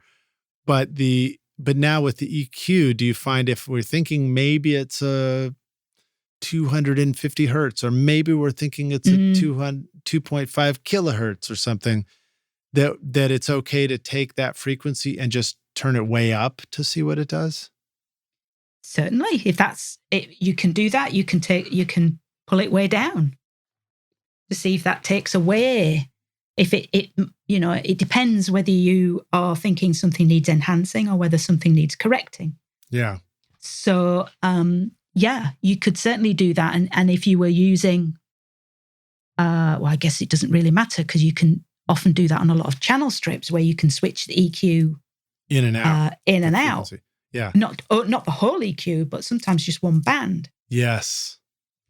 And that's really helpful if you're doing something that you think maybe is a subtle move and you're not sure if it's making the difference, but switching it on and off so you can hear it there with and without might really help you feel confident about the subtle move. Yes, absolutely. Absolutely. And I think something that happens a lot is whilst you're thinking about these EQ moves that you're going to do, is you're not giving your ear enough time to actually build in a memory, an audio memory. So oftentimes I see people making EQ moves when the transport has stopped. So they will just pull out 200 hertz with a bell to, whatever, 2, 3, 4 dBs and not even listen to the result of that. So they've not listened to the before, the during, or the after. And I think that's something to bear in mind, to make sure that I just don't understand how people can make that decision without hearing what they're doing. Do you find that I know some plugins will have an A and a B setting or an A, B, C, D setting. I think many of the Plugin Alliance ones do that too. Do you find that that's a smart way of working where you can set 4 different EQ approaches? Because I mean, sometimes you listen to the snare and you're like, with this band, should I be cutting some low mids or should I be boosting some upper mids? Or should I be, and sometimes it's amazing you can cut a frequency and that sounds pretty good. And then you can alternatively completely boost that frequency. And sometimes that sounds good. And they're and they feel like different artistic choices. That's it. That's exactly what it is. It is an artistic choice. It comes down to taste. So that's what art is. That's being creative. And that's your decision to make. Which one do you prefer the sound of? And whether it depends how you're approaching making this decision. Is it an artistic choice, or is it coming from a place of, is this right or is this wrong? And I think that's a really hard call to make when you're working in such a subjective field as we do. And so certain things are most definitely wrong. For example, something being out of phase and you losing the low end completely. But other times it's just changing it in some way, changing how it sounds. And then it comes down to you to decide whether it's something you like or you don't like, whether it fits the style of music, whether it is what's intended by the recording artist. You may not be the recording artist. You may be mixing somebody else's song. Yeah. In which case you would be well advised to get a rough mix from your artist to help you make that decision, and also get a reference track suggestion from them. Yeah, that rough mix is so valuable. Even your own rough mix is incredibly valuable. And then you talk about checking against the reference, especially for losing the body of a track.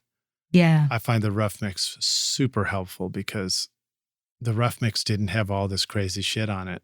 And so if there was body, it's in there. And if you accidentally killed a good thing, you accidentally killed your baby, you're going to find out when you flip back and listen to that rough mix. And be like, oops. It's that before scenario, isn't it? The rough mix. If you could just take a print of your rough mix before you do anything to it. Not all weight loss programs are a good idea when it comes to making records. Okay, so, and then that just reminded me, we were talking about the ABCD buttons. So those, just as a reminder, rock stars, a lot of plugins will let you do a setting and then you save it to the A, and then you can change the settings and try something different and save it to B, so you can flip quickly between A and B. And it just reminded me that I need to use those more, and we probably all need to use this more. And remember when we were talking about EQ tricks where like maybe the drums changed in the drum breakdown versus the rest of the song?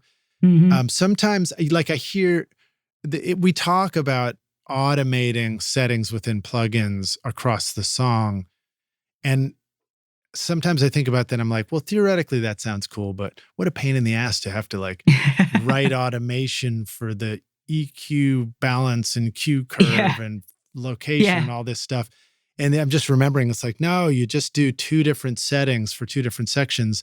And all you have to do with automation is click on the A or the B and to instantly change. So that's just a good reminder for us, I think. Yeah, absolutely. I don't use those buttons enough either. There you go. Let's all use the buttons better. Let's be better button pushers. Better. Do you have anything you want to share before we finish up about EQ and vocal? Obviously, vocals are pretty important because a lot of times that's the people who are singing themselves, making their own music. And no matter what's going on with the rest of the music, if we don't like our own voice, we're not going to like this thing. Yeah, absolutely. I think that when it comes to EQing your own voice, I think putting a lot of time and effort into making sure that you're happy with the recording raw, if you know what I mean. So get the tuning done if you feel as though you need it. So it's all great from that respect. Then make sure, just make your decisions as best you can within the context of the mix.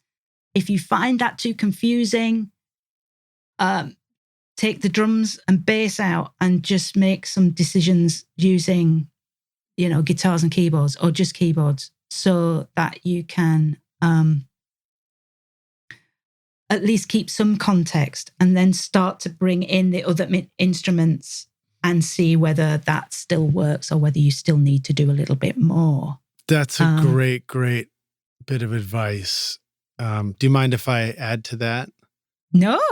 So that's great. And immediately I'm remembering all the times where I built up this whole band mix and then try and add in the vocals at the very end. And they just die in the track because everything else is so loud and in your face. And it's like there's no room left for the vocals. And then it feels like the only move for the vocals is to keep turning up the knob, the input knob on the distressor, these compressors. And you're just destroying the sound of the vocals to try and get them to be like more distorted guitar than the distorted guitars, And what you just reminded me of is this concept that your vocals in a lot of situations might be competing with like the drums and the bass. I know I just said guitars as a reference, but they might just be competing with some core instruments, and the drums and the bass, which want to be pretty loud, could be it. Especially in the body of the vocal, right? Could be competing with the bass. And so allowing yourself to mute those instruments and listen to the vocal so that you feel confident that at least you're starting with a good sounding vocal. Yeah. A tool that really helps right at the outset I found is a multiband compressor, just to even out the tones of a vocal. So oftentimes that can be the first plugin that will go on. Will go on just to catch any kind of pokey frequencies, just to level them all out, and only have 4 bands or something. So not not crazy, not 6 or 7 or 8 bands, just 3 or 4, just to keep things tucked in and just have a gentle rippling kind of movement with the you can see it happening in real time, can't you? And it's a form of EQ because the bands are EQ, so they're controlling.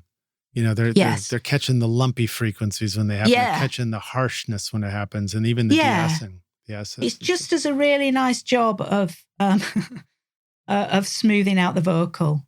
I think I've used the term of making the vocal sort of a more vanilla in tone. Good vanilla, like fresh, natural vanilla bean. Yes. The ice cream with the specks in it. Yes, the real stuff. Yeah. Just then you've got just a level. It just levels things out, that lumpiness out, like you say, and then you can start to build on that. And then maybe you need to go in with a.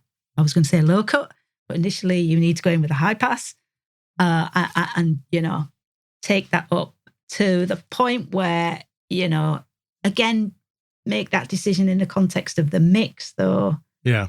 Take that low cut all the way up so you can actually hear that it's doing something to the vocal, and then bring it back a little bit.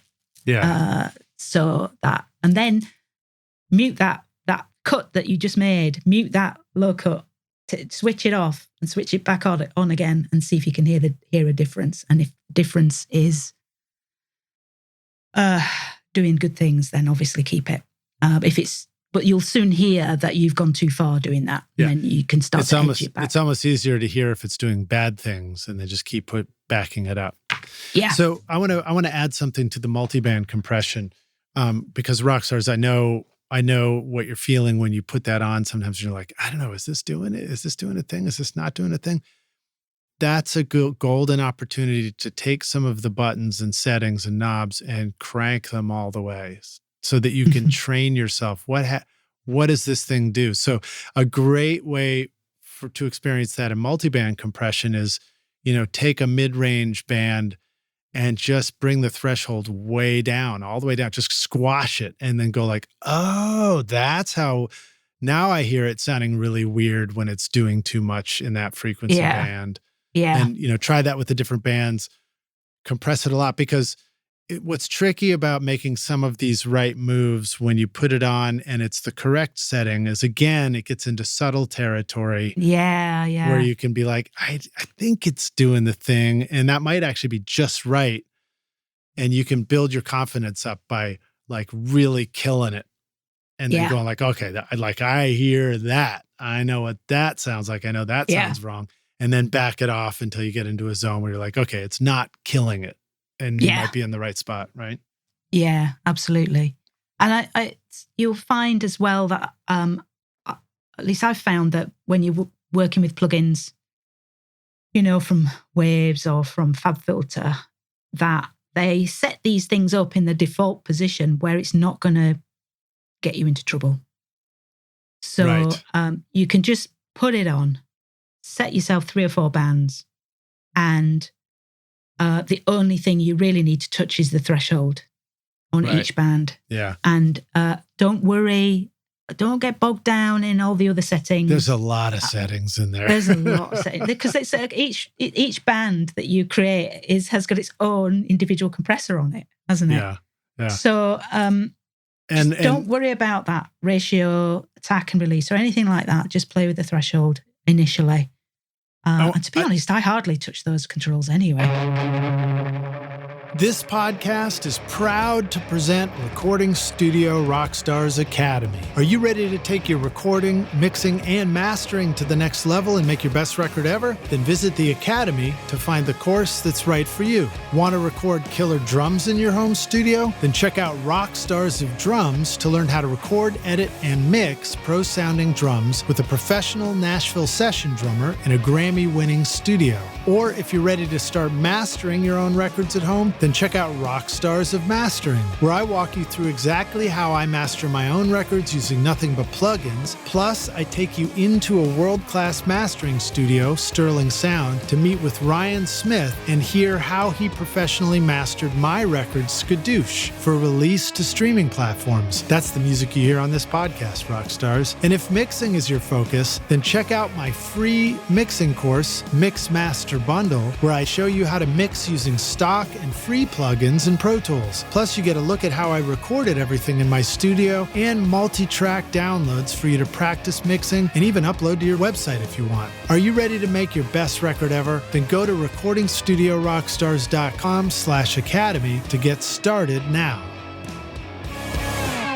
So I just wanted to add to that since we don't have enough time to dive deep into compression here, Sara has some compression videos on YouTube on your channel. Yeah. Is that correct, Sara? Yes. Yeah. So that would be a next stop for you if you want to okay, I do want to understand a little more about those settings on a compressor. Yes.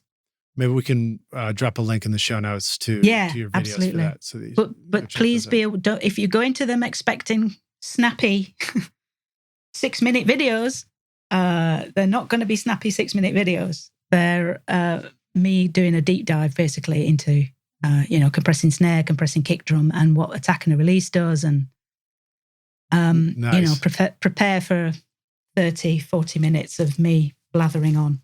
Well, that sounds good. Well, the nice thing is your voice sounds so great that we're quite happy to listen to you talk. So. Fortunately for me, yeah. Awesome. Well, I think we've covered a lot of great territory here. Just to recap, I mean, Rockstars, the idea of beginning with balance in the faders, because the first step of EQ is, just balancing these instruments against each other, and then all the mics that go into a drum set, and seeing how it all adds up. And then, the concept of mute button being a powerful EQ, because you can just mute something and find out what happened to the frequencies in the song when I muted it, Yeah. That'll One tell thing you a lot. We didn't mention panning, so that obviously then. Oh yeah, tell us what you wanted to say about panning then. Yeah, well, once you've kind of done that fader balance, and everything is usually still in mono, unless it's your drum overheads or something. But once you've got that fader balance and then you start to pan things, then that is going to have an impact on the fader balance, because things are going to start to be perceived at a different level depending on how far wide you've got things panned.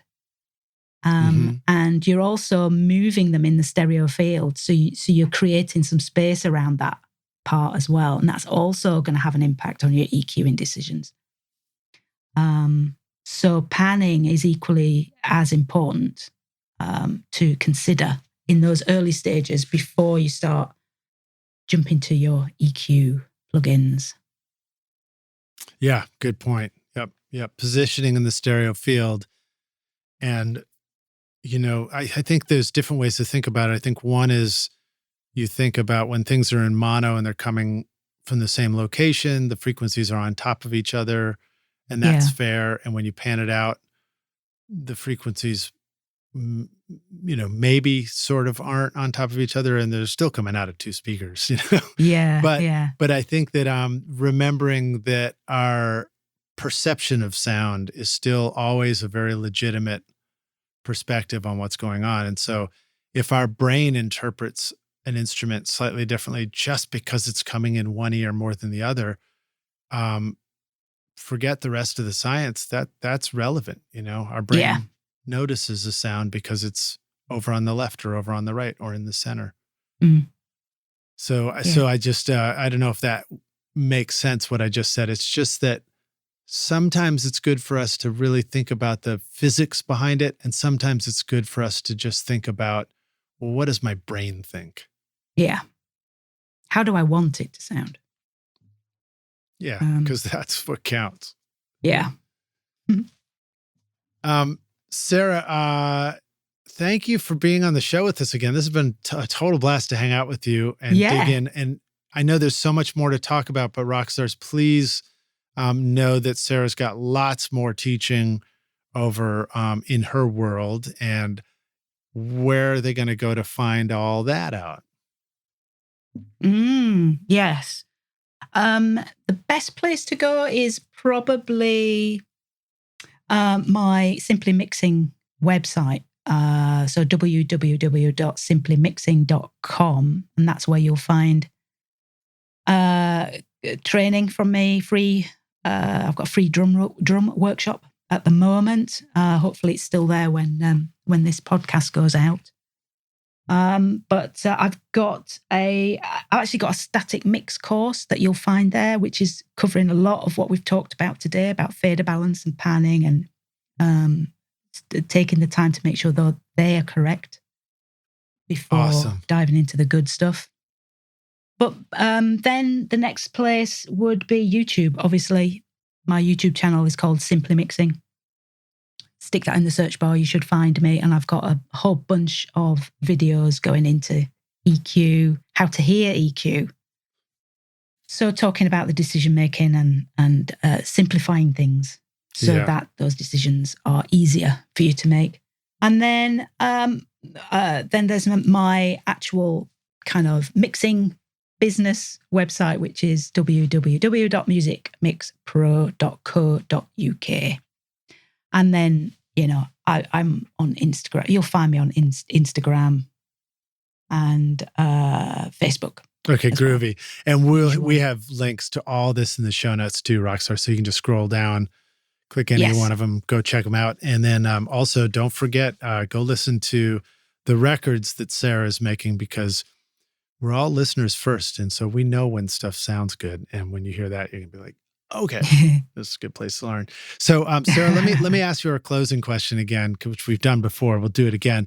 This is our hypothetical question where we get to take the Wayback Studio machine and you go back in time and just and maybe you're teaching yourself some mixing advice, but you find younger Sara and you say, listen, I've come back to give you this one bit of advice. Here's the single most important thing you need to know to be a rock star of the studio yourself one day. What advice do you want to go back and give yourself if you could? If I could, it would probably be to trust your first instinct. Yeah. When making decisions. So, and really sort of honor that moment and be aware of it, that it's happening. So that will be when you first press play to listen to a mix. It will be when you come back the following morning after you've been mixing the previous day and night, coming back with fresh ears and that first press of the play button, and recognize how important that is in feeding into your perspective and decision-making process. So, yeah, use your first instinct. Don't squander that moment. What a good word. I don't know if anybody has said squander yet on the podcast. What a great word to go out on. Yes. Sara, it's a pleasure as always to hang out with you. Your voice, I'm trying to remember, is this a good word? Mellifluous? Is that the positive word, or is that not the positive word? I think it is, right? I think it's like it's sonorous. It's like musical sounding. So it's always a pleasure to hear you talk and to have you on the show. And you got such a great style of teaching and a technique. And I think that one of the reasons why your videos are doing so well when you talk is because you clearly have a patience in your process. Yeah. That I'm sometimes lacking. Yes. So, rock stars, thank you for listening. Sara, thank you for joining us again, and can't wait to run into you in person. Hopefully we'll see you over on this side of the pond at NAMM or AES or something like that if I don't see you over there first. Yeah, that would be wonderful. But yeah, thanks, Lidge. It's been an absolute pleasure. Sara, thanks so much for joining us, and we'll see you soon. Cheers.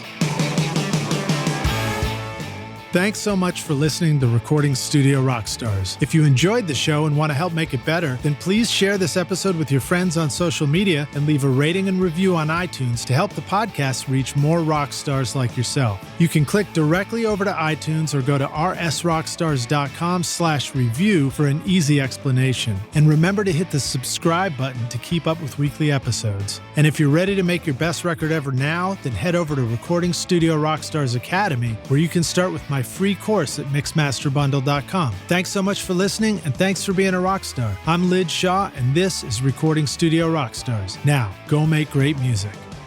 Recording Studio Rockstars would like to give a big thank you to our amazing sponsors who help make this episode possible: Lewitt, Grace Design, Adam Audio, Native Instruments, and Isotope. And remember, at isotope.com and nativeinstruments.com, use the coupon code ROCK10 for 10% off any plugin purchase. If you enjoyed Recording Studio Rockstars, then please check out our sponsors using the links in our show notes below, because it's a great way to help support this show. These are all things I highly recommend for your studio because they're going to help you make your best record ever. I would also like to thank our fantastic team here at Recording Studio Rockstars: Vlad Weselchenko, Braden Stremming, and Liz Hulitskaya. Thanks so much for listening, Rockstars, and we'll see you in the next episode. Cheers.